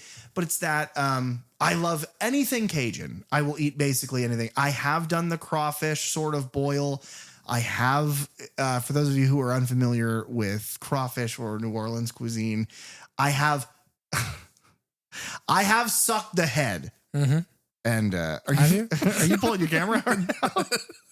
Don't do that. Don't record this one part. Fine. I have sucked the head and I enjoyed it. It was good. And it spurted its liquid into my mouth. Oh, did it? I'm not even going to explain. Just look it up. I'll have to because I'm never going to do that. You shouldn't. Basically, you suck out the liquid from the skull of the crawfish because it's got like a kind of vapory sort of thing. That sounds awful. It's good. Shellfishy. Yeah, awful. Speaking of shellfish, Octavia's really shellfish because she's holding on to a bunch of secrets that would have stopped this movie from happening and would have saved her son's life. Oh my God, I love that. Thanks, man. Ethan freaks out at one point and he's taken away. And so Annie is stopped by Pam on the way out and basically is like, hey, open and shut case. He confessed. We also think that he had something to do with your father's death because Purcell's murder looks identical to your father Coleman's death, as well as like 3 previous murders that had happened before that. Yeah. Gutted from, I can't remember the way he phrases it, but Ethan even says that to Purcell. Groin to gullet. Yeah, which has got to be a terrible way to go. Yeah. Especially because Candyman, because he appears in reflections, typically does that from your back. So he's getting all that back. Does Candyman suck the head? Probably. After he murders somebody, does he take their head and suck out all the stuff from it? Oh, I don't know. Maybe this is a dicey conversation. It really is. Yeah. Annie, she talks with her husband Paul. We're introduced to Paul in this police station scene, but then after this, we are at his like bar restaurant that I guess he's like a cook at. Sure. And so she talks to him about how she thinks her family has been cursed ever since her father has died. Her husband, Paul McKeever, is played by Timothy Carhart, who was apparently, he played a violinist in Ghostbusters. Cool. And then he was in The Manhattan Project, which is a sci-fi thriller from 86, not the actual event. And then he built a large bomb. Yes. He also had an uncredited role in Air Force One, which I mentioned before, and then mainly TV work, which if you're not seeing a pattern here, besides like Veronica Cartwright, most of these people are like TV stuff. Well, and that seems to be just generally a production theme, is that if you're in a sequel and the sequel loses budget, but it is a like beloved kind of big thing, they skimp on the performers. The setting and the costumes and the return star, because you got to pay him. Yeah, all that exists the same, but they're like, oh, I don't know. Let's get a. I was watching this show yesterday. There's this guy in it. We could call him. Was he good? He's fine. Good. Let's get That's good enough. Let's get him. Check the box. Yeah, you're not wrong. That being said, Timothy here playing Paul. I like Paul a lot. He is my I like him so much more than Trevor from the first movie. Oh, okay. As like a love interest. Yeah. And yes, Trevor is like unfaithful and like a piece of shit, but there are moments where you don't, as the audience, know that, and you're supposed to like him as a love interest. I like this guy so much more. Oh, yeah. He's Chef Boyardee at a point. He wears the silly little ascot. No, but he just seems like a perfect male character for this story. Yeah. He is a head cook or chef in a restaurant down there. One of my favorite things about this movie with their relationship is she is a teacher. She is the daughter of like basically an heiress, and all of this very tight buttoned sort of social constraint on her life. Yeah. And then she goes to his restaurant and they're like having a conversation. He comes out and he's got this little espresso cup and he's just like, "What's up, girl?" And he's like, "How you doing? It's good to see you." And she's talking to the other staff and it feels very lived in this moment. Yeah. But at one point they look out at Mardi Gras because Art the Clown startles her by slamming on the window. Right. And it's Art the Clown. Yeah, it's like a crazy guy and it's Mardi Gras or whatever, and it's not a clown. But it looked like it for just a second because of the white and the little kind of the hood motif. But they look across and they're just people fucking on a balcony. And something that I like about this specific relationship of theirs is that they're in this place, they're alone. They see that and he's like, "Huh? You wanna do that?" And she's not like, because another movie might have had her like, "Oh my God, stop." Yeah. But she's just like, "Fuck yeah, let's do it." And then they're banging. And then everyone on the street bangs. And then the whole world gets its cheeks clapped. Fact check me. You have to watch it. Yeah. But no, I like him a lot. I think he is, he is supportive but then at the same time is like protective and like, okay, like I'll take you to, because this next scene is like, I'll take you to the thing, but like, why are we going there? Yeah. You're and scaring me a little bit. Yeah. And it's, he's playing a little bit of she's just wanting to go and explore and try and figure out this mystery. And he's kind of like, Right. But do you realize where we're standing right now and that we could be in danger? Yeah. Also, filmmakers that want comedic relief take note of this character because he is funny. He's funny. He's lighthearted. He says several things that got a chuckle from me. Yeah. He's a funny character, but he is also affected. He is scared and unnerved, and he tries to be funny throughout that, and that comes off as natural. And then there's a point where he stops because he has gotten too afraid, too affected by the surroundings. Do that. Don't just have like a guy who's constantly riffing no matter what. Yeah. Do this. This works better. Yeah. He's a great example of like good. It is. I'm sad that he dies. Right. Because it's like, well, no, Ethan first, then this guy. Ethan's just terrible. I don't know if we've said that enough. You'll get some more chances, I'm sure. If you say Ethan is terrible in a mirror 5 times, he pops up and he goes, "No, I'm not." And he's all whiny and shit. That's true.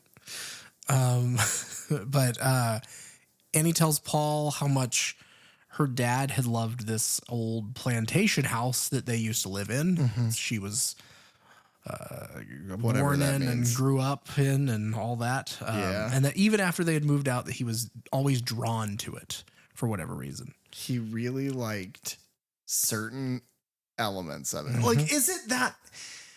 I guess it has to just be like because the father's not related to Candyman at all. No. That's the mother. That's Octavia. Right. He is not related. So it either has to be he is being manipulated to then uncover this secret because Candyman needs that to happen for a reason that this film fails to explain in any way. Or he just really likes the fact that this house used to be a place where horrible things were committed because he was a horrible racist. I mean, okay, if it's Octavia's house, like her family's house, that's my assumption. Well, no, with the information that we're given, that's what we know. So he marries into this family, like this, royal, like New Orleans royalty sort of plantation. They live in this plantation house. Up until I don't know, several years ago, they move out. She says 13 years. I haven't lived here in 13 years, I think is what she says. Yeah, my assumption is, because they also don't specify why they leave. No. My assumption is it's like empty nest. Yeah. So we don't need this big fucking place. That makes Let's get sense. out of here. Also, it looks like the neighborhood is very in decline. Also, why would a plantation house be in a neighborhood? In the middle of a neighborhood. I don't know. That's the most like confusing bit about this. But it's also at one point they pan the camera out because there are people fucking with Paul's car. They pan the camera out and there's like a chain link fence. Yeah. And it's like a mailbox. It's like, it's a plantation house? Are you sure? Yeah. What are they making? Fucking above ground pools? Yeah, that's what they built. It's just the one in their backyard. Yeah.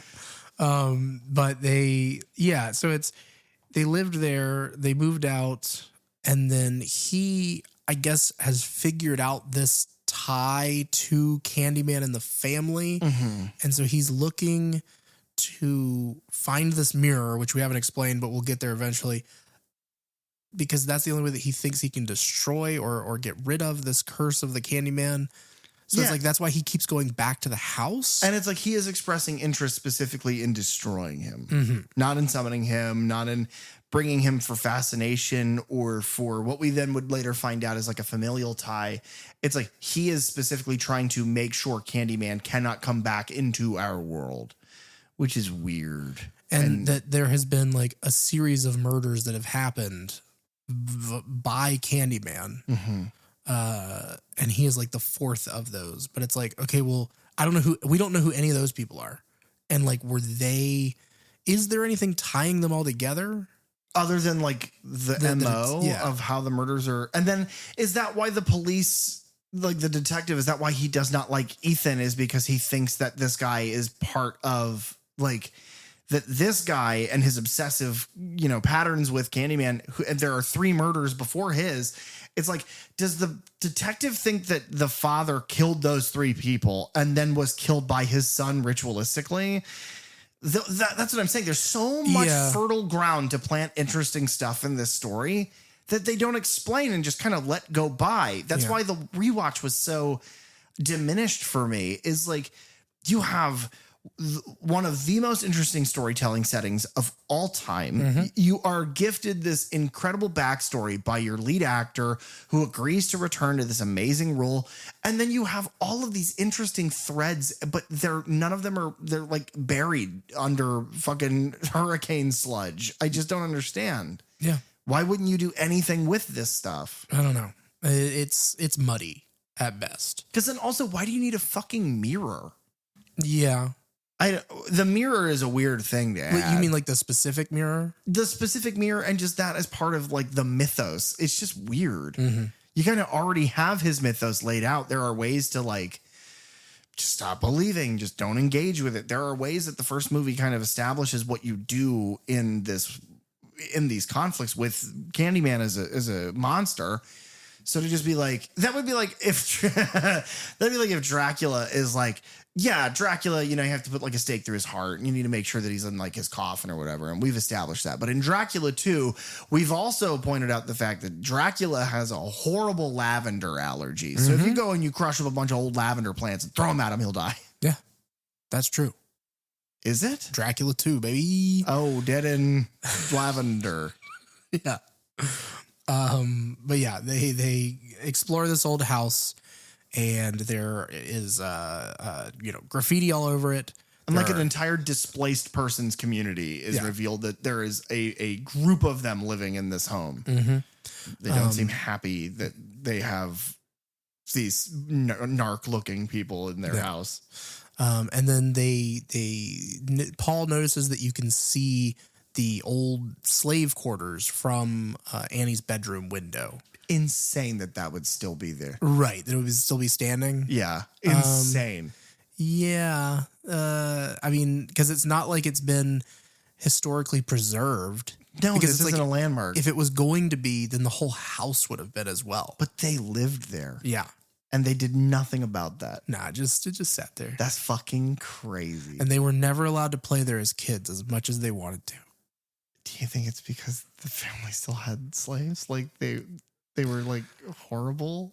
I don't believe so. No, that's a joke. I know, but but it is. You mentioned before where it's like the timing of it all doesn't make any sense.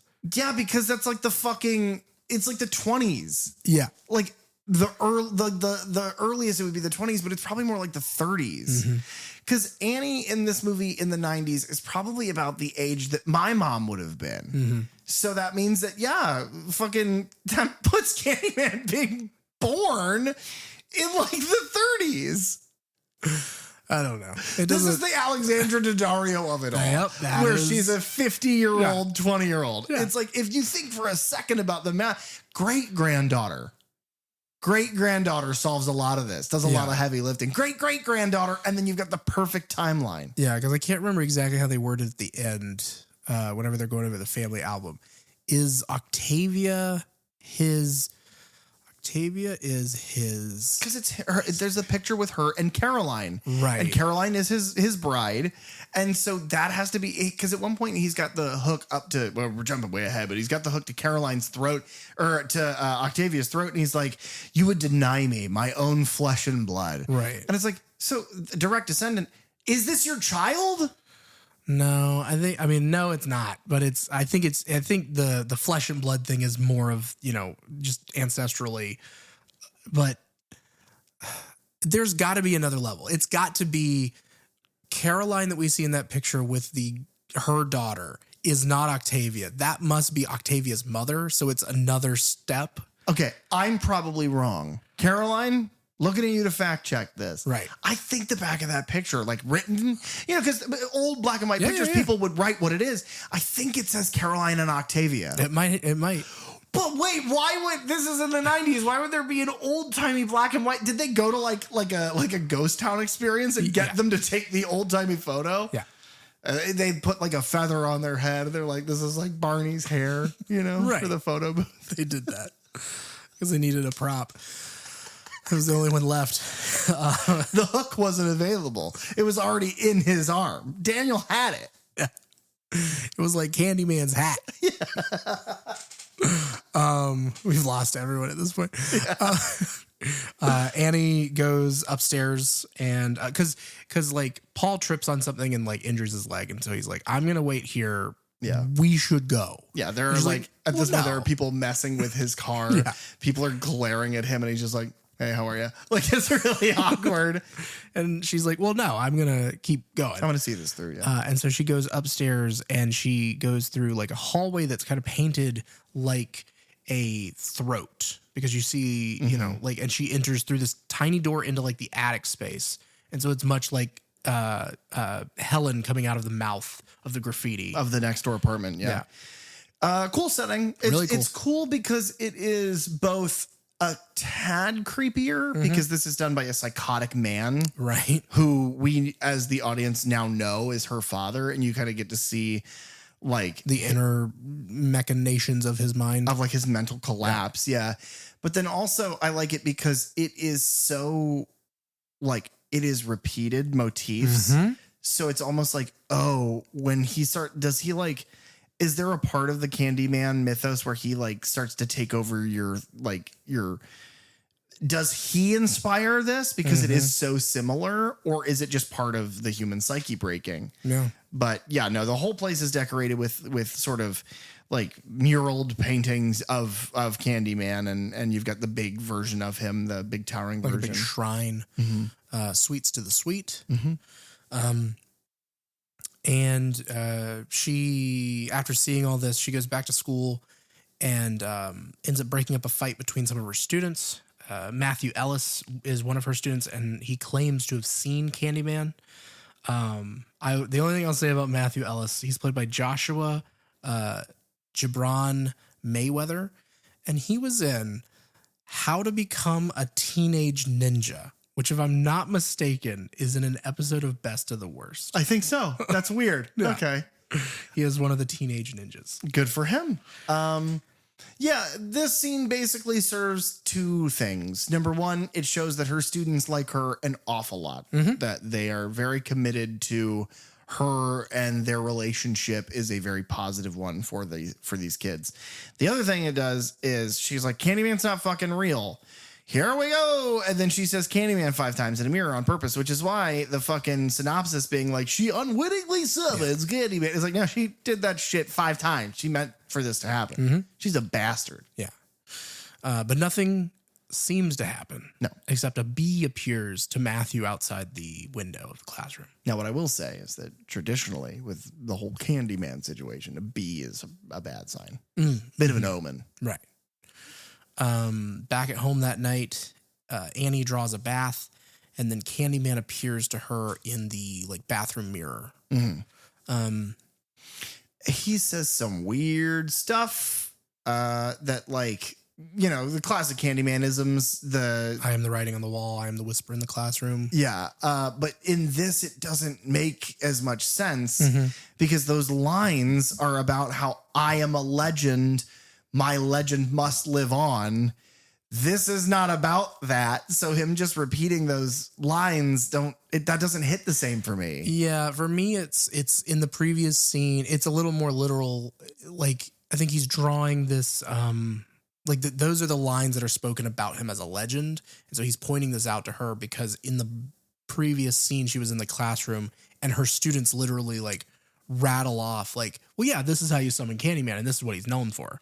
And so he's like, he's basically proving to her like, I am real. I am the whisper in the classroom. Like, okay. Yeah. I guess I didn't put that together. It rang so familiar to me that it was like, it's a familiar note, but in a different song. And it just felt a little strange. Yeah. I'm not saying it fits 100% because it's but your explanation it's so perfect in that first film. Yeah. But your explanation makes it work a little bit better, I think, for me. And then you got Paul, and he's got like a tray of food, and he's in a bathrobe, and he's just got no clothes on under that bathrobe. Right. You know, he is ready to rock. And he's like just doing silly stuff. Like at one point he almost trips, and he's like, oh, and Paul saves the day. Yeah. And he's just like talking to himself. Yeah. He seems so real as a person. Yeah. And then he seems so dead because then once he appears in the bathroom doorway, Candyman has disappeared from the reflection behind Annie and is instead behind Paul, and he murders him. Yeah.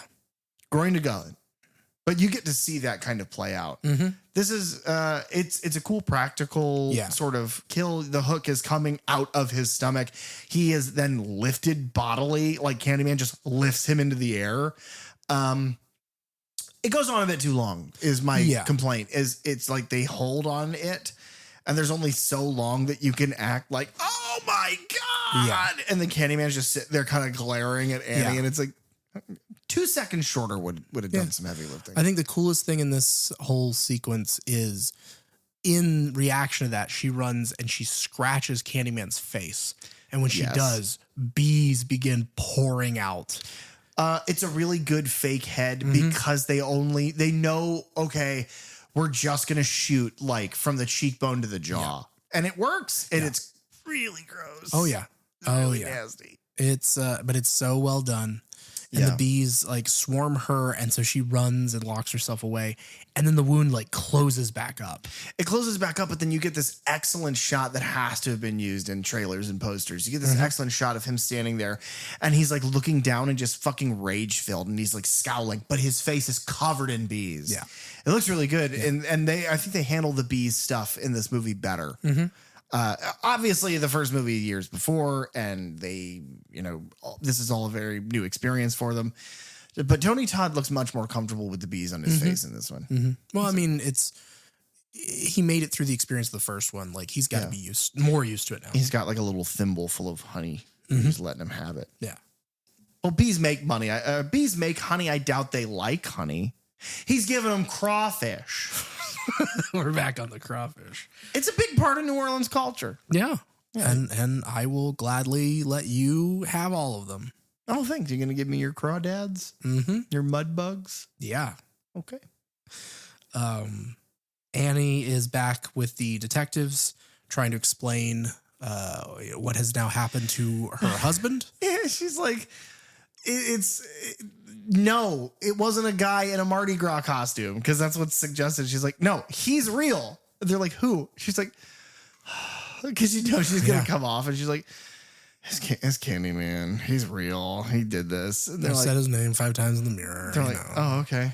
Like, so you're fucking crazy too. Yeah, he's got a hook for a hand. The whole bee thing is true. It is weird that they just let her go. Yeah. Yeah, because it really is. Because she's like telling this, and in her head, I guess she thinks that it's going to clear her brother. And they're like, well, no, it just means that like, if it's not your brother who's committed all these murders, maybe it's you now.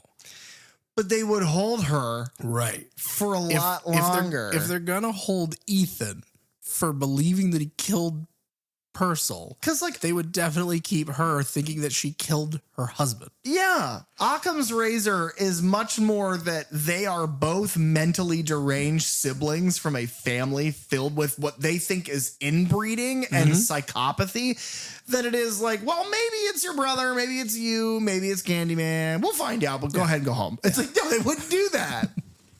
They'd probably pepper spray her till she was permanently blinded. Wow.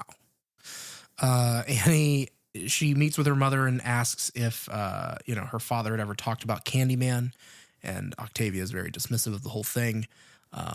But again, we see her hiding pictures, the old pictures in her drawer. She locks away. And we now reach, Mardi Gras, Fat Tuesday. That's where my speech from the beginning comes from. That is the thing that I stored away from this movie. It's just the line, it is Fat Tuesday and I am fat. Because eventually we do see the kingfish and he is fat. Yeah. Yeah, he's fat fuck. Not lying. No. On a Friday, no less. Annie has a nightmare about Candyman. Yeah, where he appears and kills Octavia with like an old rusty, like it looks like either like a trowel, like or like a big weird knife thing.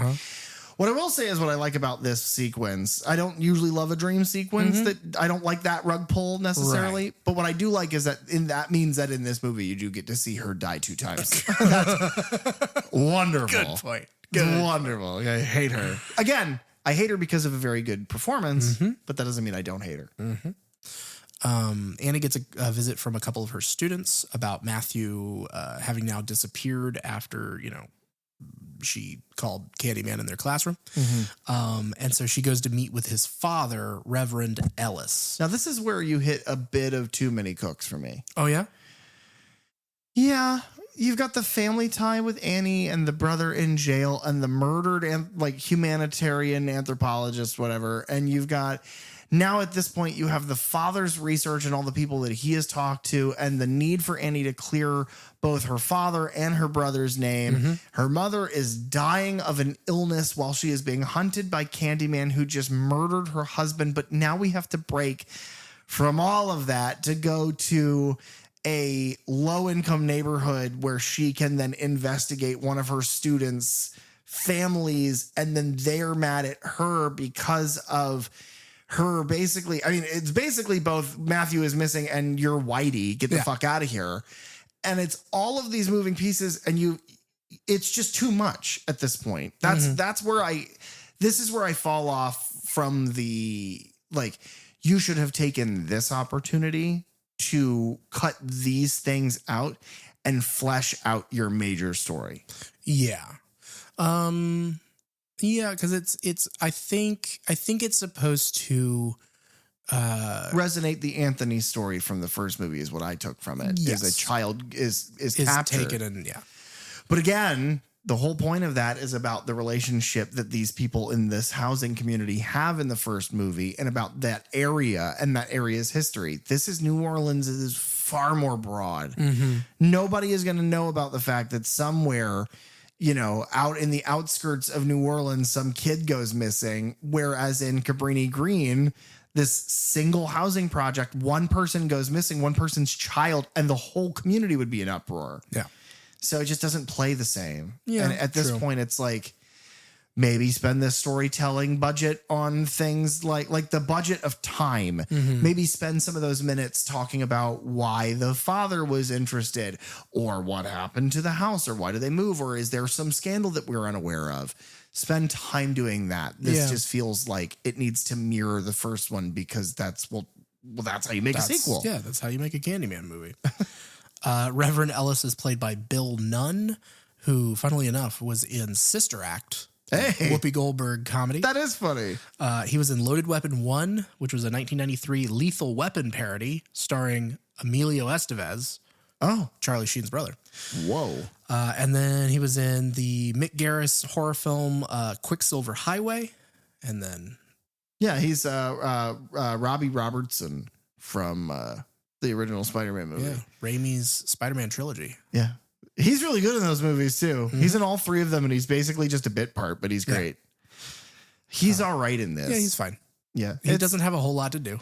Well, I think it has to do more with Bill Condon at this point, because the kind of overall theme is that unless you are a character that is very specifically written to have an emotion be your character's trait, you're just generally cop. You are reverend. You are weird guy who deals in antiquities and makes snowballs. I was going to say you are a guy who deals in priceless artifacts and snow cones. Yep. Which we go here shortly. But yeah, she talks with the Reverend.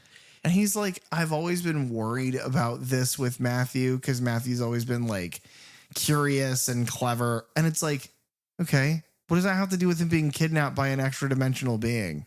I don't know. Again, he's been, well, yeah, he just reveals that he's been, that Matthew has been dreaming of the Candyman ever since his mother passed away, I believe. Right. And yeah, but they don't address this at all, do they? It's just that he's in the climax. Yeah. But there's nothing about the mother gets revealed. No. That means nothing. It doesn't pay off at all. Not that I can think of. That's what I'm saying. Lift this whole scene out. You bought yourself 15 minutes. Yeah, take that 15 minutes and use it on flesh out on things Annie just training. Yeah. Just running up and down stairs, speed boxing. Or just a 15-minute sequence of her eating that snow cone. Just crying. He's just eating a snow cone. But like in front of that guy. And the camera pans out slowly because he looks aghast, and the camera pans out, and behind her is like the littered containers of like 7 of them. And she's on number 8. And she's like, I want another one. And the weird red-haired like Cleopatra float woman is just like, this time you should do kiwi and banana. Yeah. And she was like, okay, I'll do that. He's just like, I'm running out of flavors. I don't know what to give her. Fuck to do. There's so many bees. Hope that doesn't happen to me. Annie chats with Ethan again and asking about their father's murder. And this is where he finally, is they talk a bit about how their father was obsessed with Candyman. And so he had been going to the old house like every chance that he could. Mm-hmm. And Ethan explains how he was the one that found him. He made it there just, a few minutes too late and found his father dead there in front of the shrine in the attic.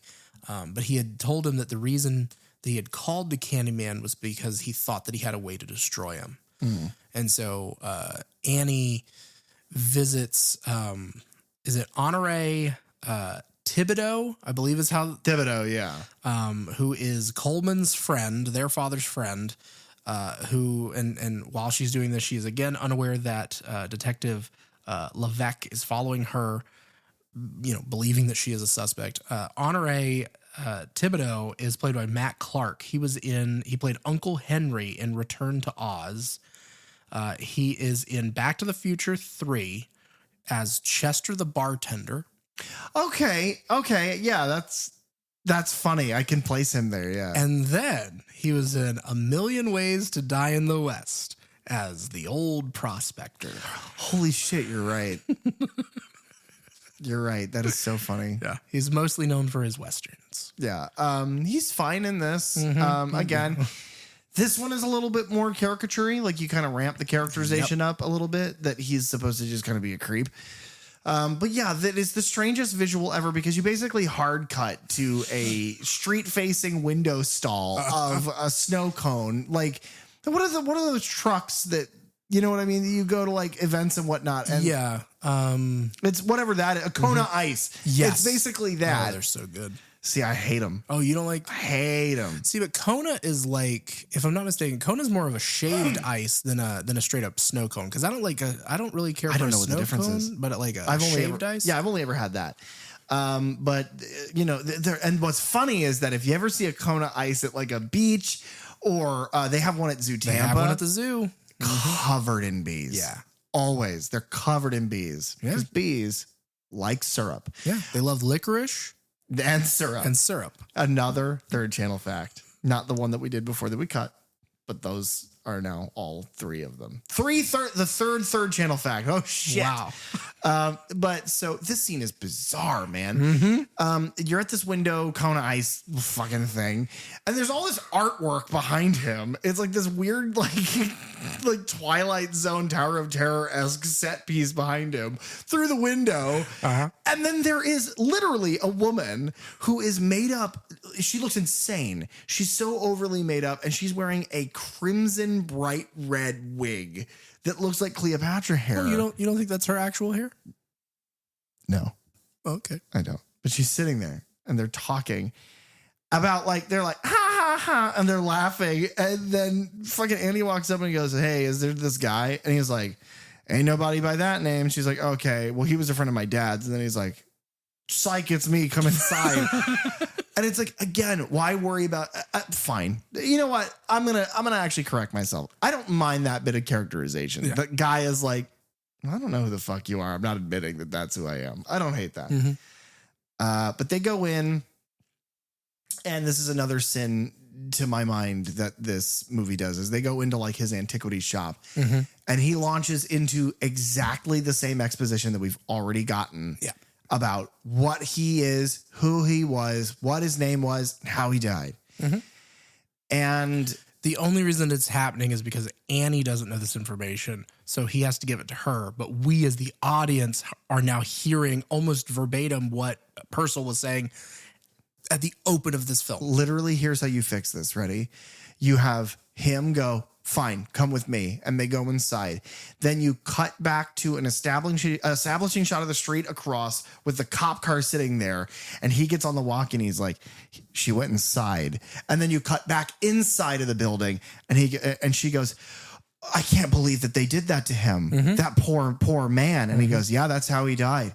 And it's like, oh, great. We don't have to spend 7 minutes of expositional dialogue being given to another character because they then do it again later on. Now, the third time they do it should have really been the only time they did it. Like, they should have, in the very beginning of the movie, in my mind, Purcell's words should have narrated the cinematic backstory. Tony Todd narrating it is just so good. Yes. Or cut the doctor talking about it out entirely. Have that play. The scene where Tony Todd narrates as Candyman, like Daniel Robitaille explains with visuals what happens. Take that, put it at the very beginning of the movie, and then have it lead off into Purcell going, and that's how he died. As though that was the story being told. And then you don't have to have the same fucking dialogue 3 times. Yeah, but you see, comedy works in threes. Oh, buddy, this is serious. Oh. This is not a comedy. This is drama. Well, did you hear all those people laughing? Well, that's because they're all having sex and throwing beads at each other. Eating as many olives and beignets as they can. Oh, man. Damn, you want to go to New Orleans? Yeah. I really want to go there now. Yeah. I guess the biggest thing we establish here is the mirror. That Caroline's father has this mirror that then Daniel Robitaille's soul gets trapped in. And so that's what Annie's father believes, that if he could find the mirror and destroy it, it would end the curse. Again, makes no sense. The first movie, he is in Chicago. So unless it's like a long distance wireless sort of roaming charge thing in the first movie, I just don't understand. Yeah. It doesn't matter. The movie's fine. Candyman appears and kills Honore. Which is great. It's a really good sequence. Because we get another one of those like chest reveal full of bees shots. That actor had to have been a great sport, because there is a point where all you see is his face and there are like hundreds of bees surrounding his head. Yeah. And then the Candyman like backhands him and like sends him flying. And then you do the stupidest shot where you like slow motion shaky fall. It looks so Evil Dead. Yeah. But you follow his head out of the wall of this building where the detective is like, what the fuck? Because his head smashes out and he's covered in like swollen bee stings. But the bees are all gone, which makes me think, did all those bees die when his head hit the wall? Like, did they all scrape off him? Yeah. Because they don't have the mask to go through the door or like the panel of the wall. Those poor bees. Save the bees. We keep having to say that on this show. Candyman is those movies have been those movies are the reason that there's a shortage of bees. Yeah. Which is it's like it's the effect that Jaws had on people where they were afraid of sharks, and so they were like, yeah, let's kill all the sharks. Same thing happened here. Candyman came out and they were like, ooh, those bees. This is groundbreaking journalism. we gotta get rid of them. We gotta kill the bees. Otherwise Candyman will come back with his mirror. Oh, man. This basically answers nothing other than there is a mirror. Yeah. You could have done this faster and more effective, but... Candyman reveals to Annie that she is pregnant. Which I hate. Yeah? I hate it. Because in the very next scene, by the way, after all of this, and she like runs away, it cuts to her in the shower. And we get like, for fans of underboob, you get a bit of underboob here, but some good underboob. It's like you cut to the shower and she's standing in the shower and she's not crying. She doesn't look really emotionally damaged. She just looks like kind of like sad, confused. And then the camera kind of focuses on her stomach and she puts her hand over her stomach and it's like, do that there. You have a child, and then have her react to it and put her hand over her stomach like, I do. Why did you? Well, because he appears and he's attacking what's his name with the bees and throwing him through the wall. Why do you have time to go home and take a shower? She needs to run home. You are at the point now where he has chased you and has killed 2 people around you, including your husband, assumedly in that shower. I don't even know if she goes back to her own home. I don't know where she goes. It doesn't look like her place. Does she go to Octavia's house? No. I don't know where it is. She goes back to the fucking plantation house. Yeah. It was a working shower. I don't really know, man. It doesn't look like her place because her place was fancier than that. It's definitely not Octavia's because she goes there later. It's also her she's place having to sneak in there because she's like now wanted by the cops who detective thinks that she killed Honore. Right. Well, the other thing is that you have to assume that her home is a crime scene. Right. I don't get it. I don't know where she goes. Here's the problem. I liked this movie a lot when I first saw it. The reason it's kind of dwindled, and we make this point in a lot of our episodes, is because I am looking at this critically now. And I am having to piece things together to talk about them scene by scene and what I do and don't like. But when you do that, it lends yourself to focus on things scene by scene. And you realize it doesn't make any fucking sense. Yeah. But anyway, she's at the VA or whatever, and she's taking a shower. And because she ends up at Matthew's house. So I don't know if that's where because she talks to the Reverend again because he shows her documents about Robitaille's birth, and then she realizes that they were born in the same house. So unless she rushes back there to take a shower, but it's like you don't know these people. Shoves him out of the way. Right. Excuse me, Father, I need to use your bathroom. And he's like, he's like looking upstairs, like, is the fucking shower on? A couple minutes later, she walks downstairs and all of their like robes and towels and shit. She's like, your water pressure sucks. It's like, what? I did not invite you to. My whole family is having the biggest seafood boil you've ever seen because we do that nightly down here. Right. And the fact that you went upstairs and took a shower is the most bizarre thing I've ever seen. Oh, God. That is so funny. He also shows her because he's like, oh, well, don't worry. There's more. And he takes her to a cemetery where she finds the Robitaille crypt or whatever. And she also sees the giant, gaudy Nicolas Cage crypt for when he died.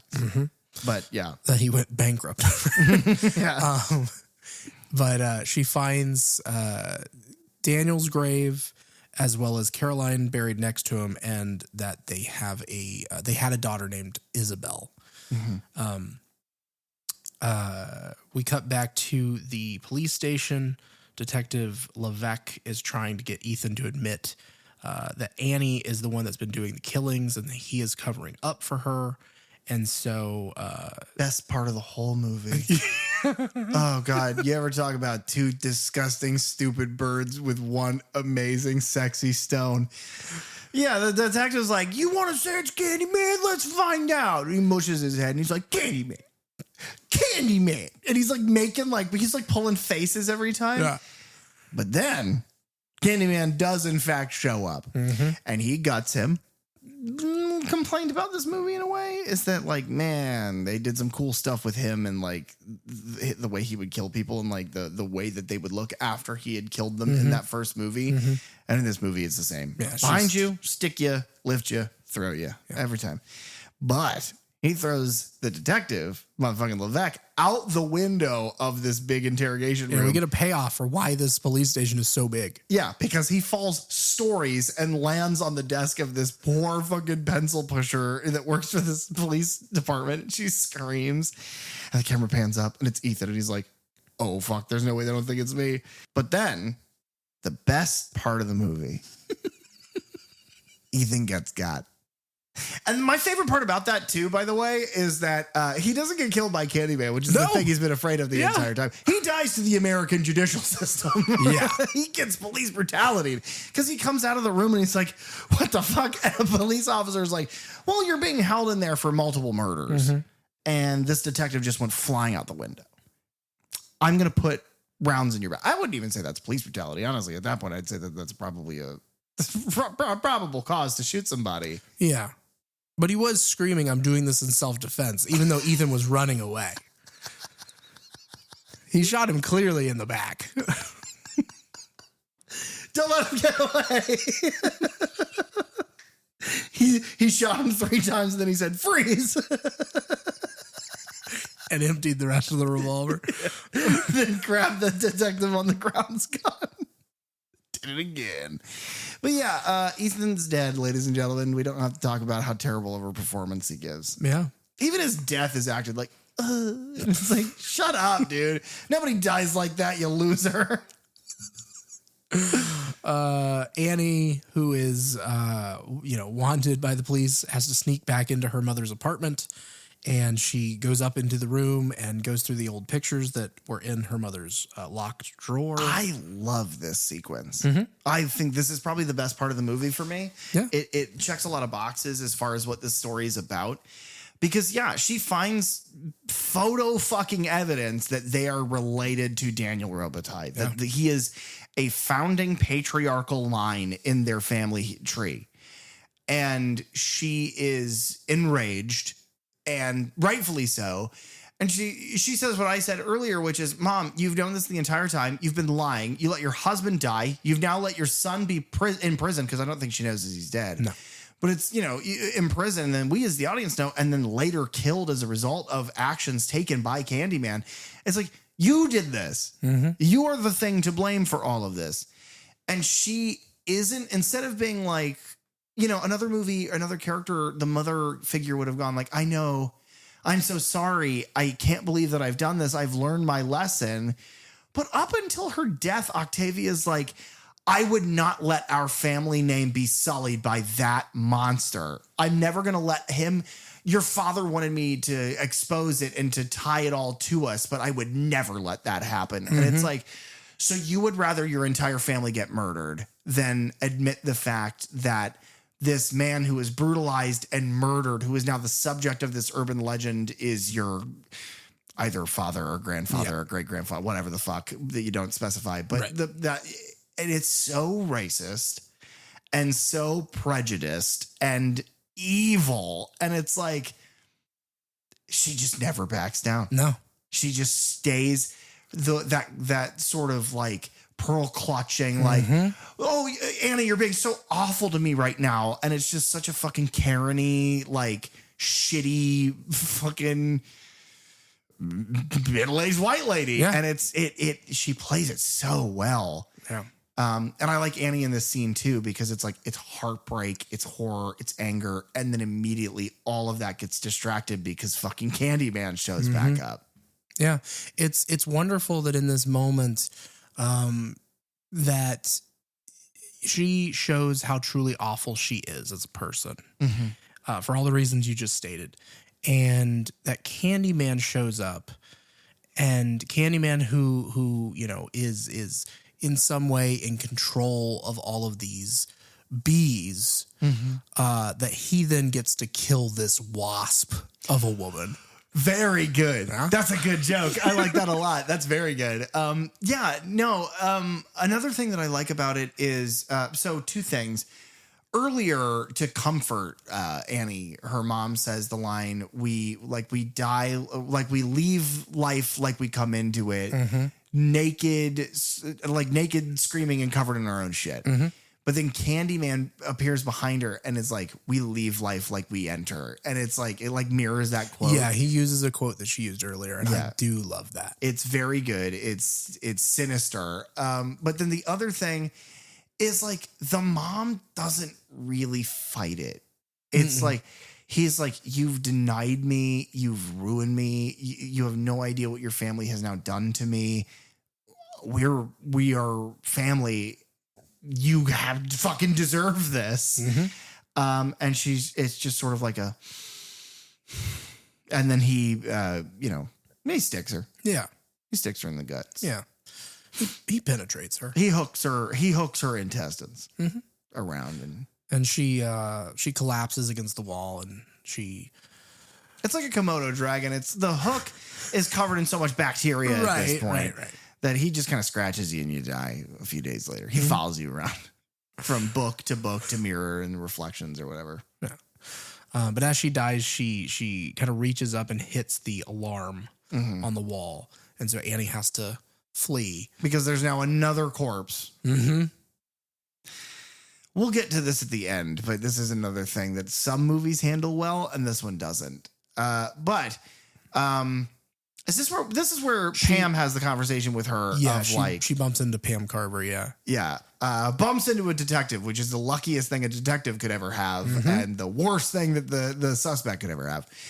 But she's like, yeah, I watched the footage. That's what I said earlier. I watched the footage. Couldn't have been you. It must have been Candyman. And it's like, you were able to do that? You're in a horror movie. You can do that? You can just go, oh, I looked at evidence. I figured it out. Good for you. But yeah, we're basically at our conclusion here. Yeah, our finale. Annie, we get this moment of her stumbling through the rain of the crowded streets of Mardi Gras. And this is where we finally get our reveal of Kingfish. The most disappointing thing in the entire world is that he's a giant fat white guy. Yeah. Everything about the accent and about like the dialogue and whatnot, it all indicates that he is like kind of a greater part of this world that is so very like not even blaxploitative, but it's just like it's centric around Black culture and especially that representation from Mardi Gras. And then he's just this big fat dump in a fucking toga. Yeah, he's dressed almost like what is it? Dionysus, Bacchus, grape eating, god wine, of wine. Yeah. The only thing I'll say about Kingfish, because the main thing here is that you hear that voice. That voice performance is great. Glenn Gomez is his name.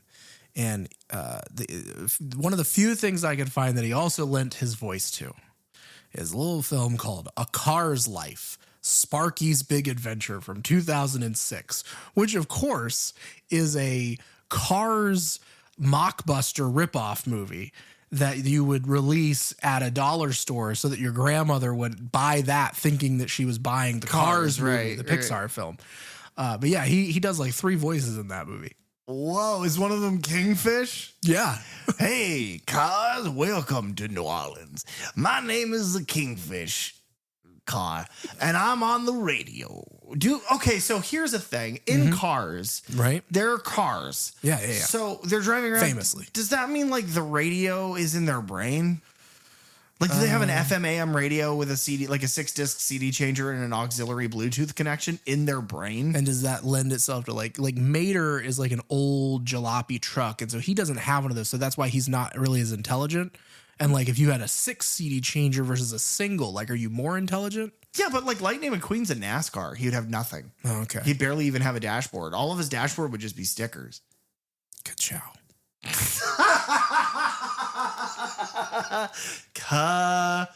Candyman. Looking for the mirror now. That's the race. Is we got to find the mirror. We got to find Michael. Is that the kid's name? Matthew. Okay. Yeah. We got to find Matthew, and we got to find this fucking mirror. Luckily, they're both in the same place. she goes to the house, but then culturally, it's kind of upsetting that the young child who's a person of color is in the old slave house behind the plantation house. She technically finds him in the house, and they go to the slave quarters. It's sad that you end the movie with them there. Yeah. Again, just don't make it there. Yeah. Make it a fucking barn or something. Yeah. It's as easy as that. I don't know. Because it's like, it feels like if you're going to go that far, you want it to mean something, but then this means nothing and has no bearing on the story at all. No, not really. Because you could do it in a barn. You could do it like because if it's going to end up in the river at the end of it anyway, like what does it matter? Never go to the plantation house. Never do that. Instead of doing that, and that's where the Candyman thing is, go to the dad's house because he and the mom got divorced. Go to the dad's house, and the dad's house is decorated that way. And then as you think about that, go, oh my God, my family used to own this plantation, but it's way out in the fucking sticks. And then you go out there, and in that house, you find the mirror. But to be like slave quarters. We used to live in this house, and the slave quarters was right there out my back window. And I really wanted to play in there, but I could not. They would not allow me to. Yeah, so me and my white friends just tried to throw paper airplanes at it out the window. I don't know why it was still standing. I don't know how it was still standing. Instead of tackling any of that, you could just write it. That's the thing that I always wish that these people would realize is that you, as the screenwriter, director, producer, that trio, it's your fucking world. Do whatever you want.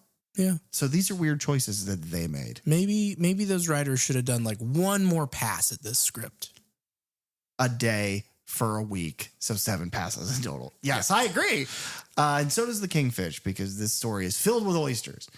But yeah, they go into they break into the slave quarters, and Annie falls through the stairs down into the flooded basement.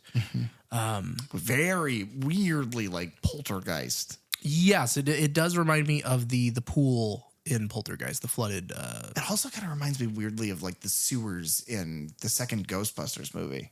I don't know why. It's just like it's because all the water down there is bright pink. Yeah. Slime. Yeah. That's fun. You know, the slime in the slave quarters. Yeah. From horrible slavery times in New Orleans. Yeah, that makes sense. Yeah, I mean, basically all that's left is that Candyman kind of confronts her in because she finds the mirror which is sludge in the wall. Yeah, and it's just the most like, okay, well, I'm down here in the basement now. Where could that mirror be? There it is.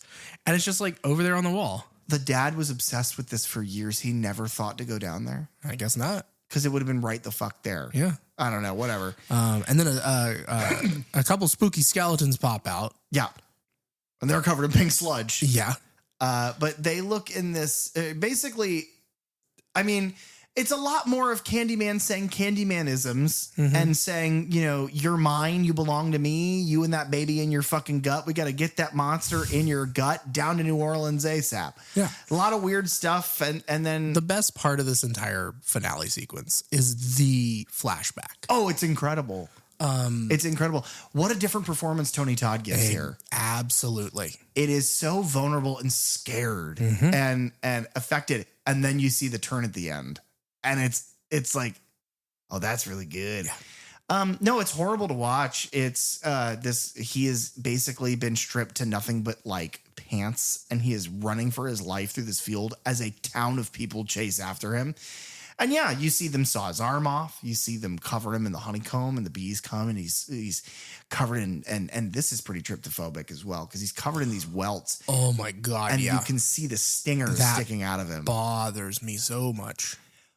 But then it's immediately made stupid by the fact that she's like, Caroline's like, oh my God, you killed my husband. And she grabs a mirror and she's running away. And then she looks, and then terribly edited into the mirror is just Tony Todd's face. And he's like, fine, I'll be the Candyman now. And it's like, okay, that's implied. Yeah. Why did you do this mirror at all? And then the other, okay, so that's the best part about this finale, because it's great.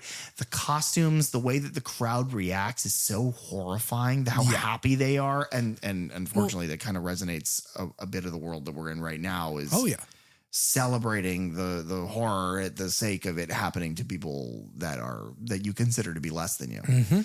So this is a weird time to watch this movie. But it's very specifically like they're like, Oh, Candyman, because he's dying and covered in sugar. Yeah.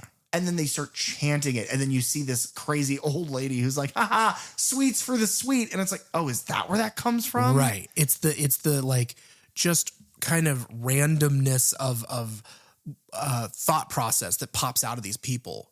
And that's what has built this legend of why he's called what he is, why that term is has anything to do with him. But she runs away as he lays there bleeding out, covered in bee stings.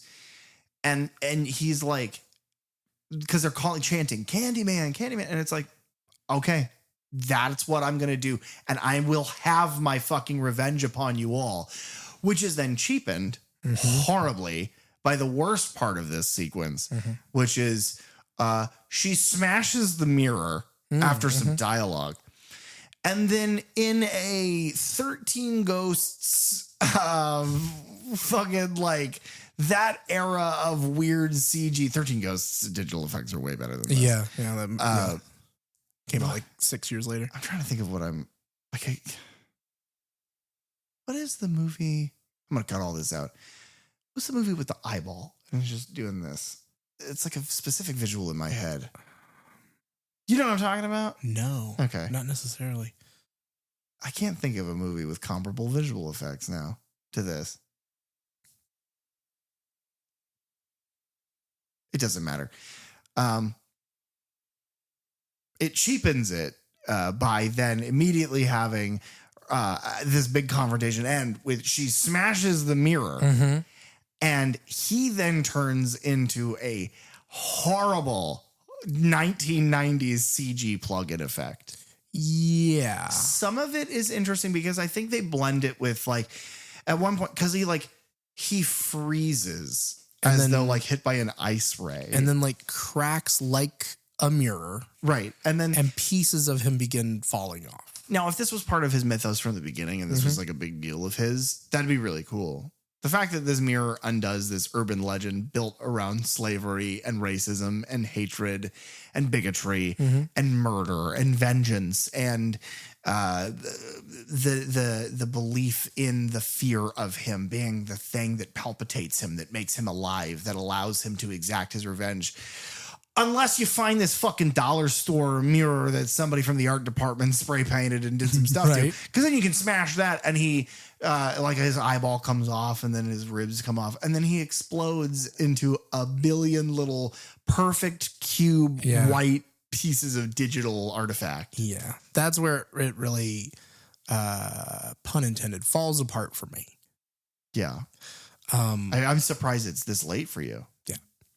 No, I just mean this effect. I like it's weird because I like when the pieces fall off and then you see kind of like his like meat inside. Yeah. And it almost like there's like movement in there of like it kind of like thawing or like the effect is happening inside as well. Yeah. I wonder because there's one part of it that because when we were watching it, there was one part of it was like, well, that looked good. And it's when his eye, part of his face cracks. Yeah. I wonder if that's practical. I think some of that is. The hand falling into the water definitely is. But I wonder if that eye is because it looks so good. And then immediately you cut back to him and it looks terrible. Yeah. It's it goes back and forth here. It's like what a shitty send off for what an amazing character. That'd be like killing Freddy Krueger by, I don't know, throwing on 3D glasses and like beating the shit out of him. Candyman's dead. That can't be the end of the episode. No, but if we were 10 minutes later, that would be great. Yeah. Here, keep it. We'll do it again. They won't know. I'll cut all this out. Pretend like you didn't hear that. Anyway, so yeah, I mean, the only thing that's left is there's an epilogue where she has a child. Yeah, it's like 5 years later. Annie has a daughter who's also named Caroline. And she's kind of teaching her, showing her the family album and explaining. And she's like, oh, and that's your great grandfather. And I'll tell you about him one day when you're older. Earlier in the movie, she says to her mother, like, well, during their big conflict about her finding out that Daniel Robitaille is related, she says, well, I'd never lie to my kids. And I like that because here she's like, well, I will tell you, but I need to tell you later. And then the kid's like, Candyman, and does it 4 times and goes to do it the 5th. And then in a rug pull, there's a jump scare, but it's Annie shushing the kid. And she's like, stop that now. Go to bed. It's like, that's your only reaction? Because she was about to summon this guy back into the world. Again, he killed your husband. You dumb bitch. He killed your husband, your mother, your father, and your brother. And your kid was almost just like, man, what's this guy look like? I want him around me right now. I'm going to do this urban legend thing. And she's just like, stop. You're so silly when you're like sleepy or whatever. And it's like all of her reactions just fall super flat to me. Yeah. Yeah. That's not wrong. Yeah. That is going to be the funniest part of this movie moving forward for me now, by the way. I want you to know that is based in this discussion. I'm going to take this with me forever. It's not only just it's Fat Tuesday and I'm fat now, because though that is the best line in this film, the fact that she probably showered at the Reverend's house is the funniest fucking thing in the world to me. And I don't know why. Because I love to imagine she just comes in and she bursts into the room. She's like, I'm sorry, my husband's dead. Oh, God. And she goes upstairs. Just kidding. She has visited this place that we know of one time. His wife is like, oh, his wife is dead. Oh, yeah. Never mind.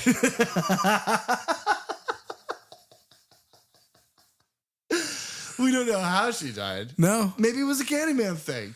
Could have been. Maybe that's why the kid's all obsessed with it. We'll never know. We'll never know. We'll never know. Unless it's answered in Candyman 3, Day of the Dead. Which I think is so funny because you and I do not know. I don't know. I mean, I feel pretty confident that it's not addressed in that movie. Yeah, I don't think it's addressed. I feel pretty confident that the only things that they'll reference from this movie are Candyman.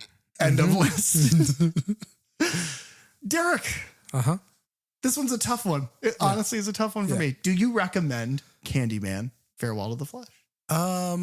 Whenever I look at the amount of movies that we've discussed on this show, and I think about the amount of them that I've probably recommended that maybe aren't deserving of recommendation, I probably still would recommend this one. I think it's a fun flick.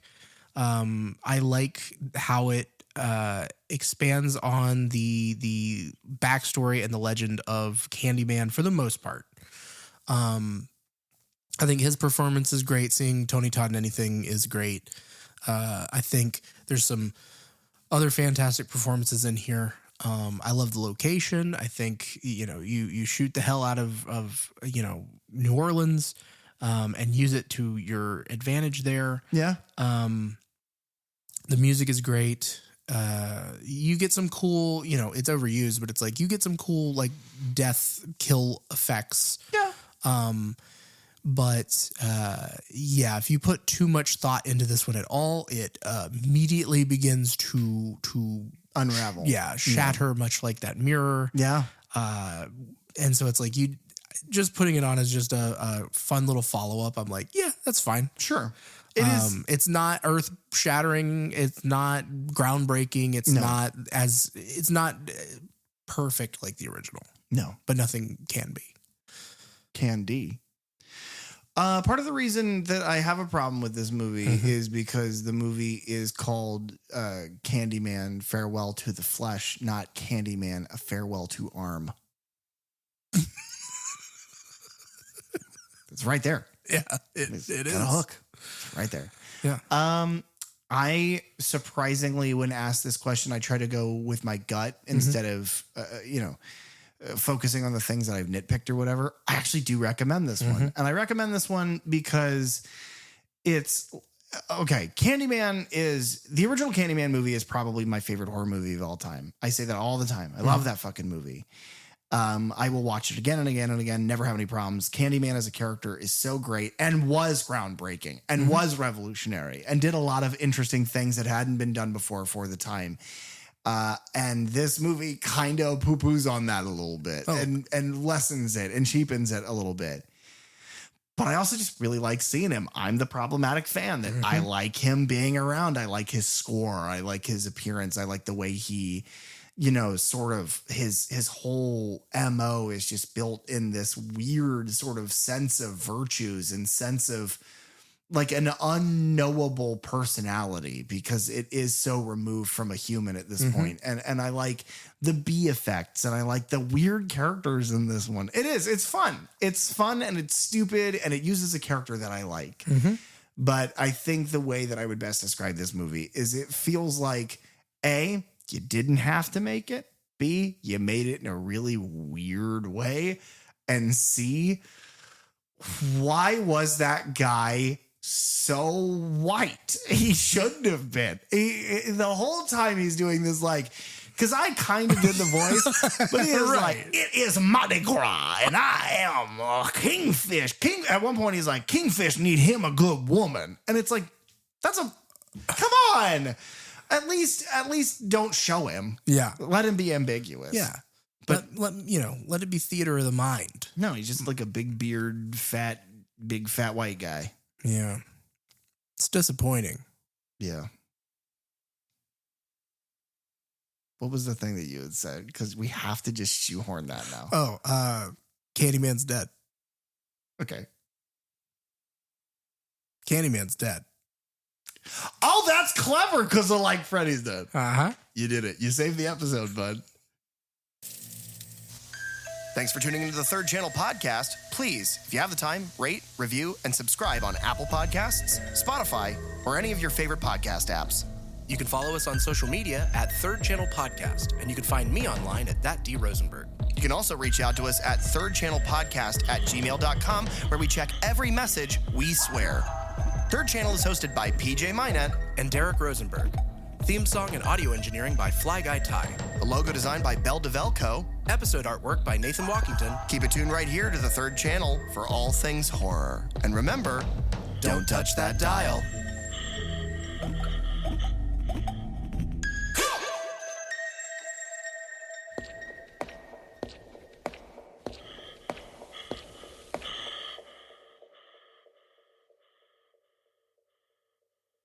Egg salad and eggs.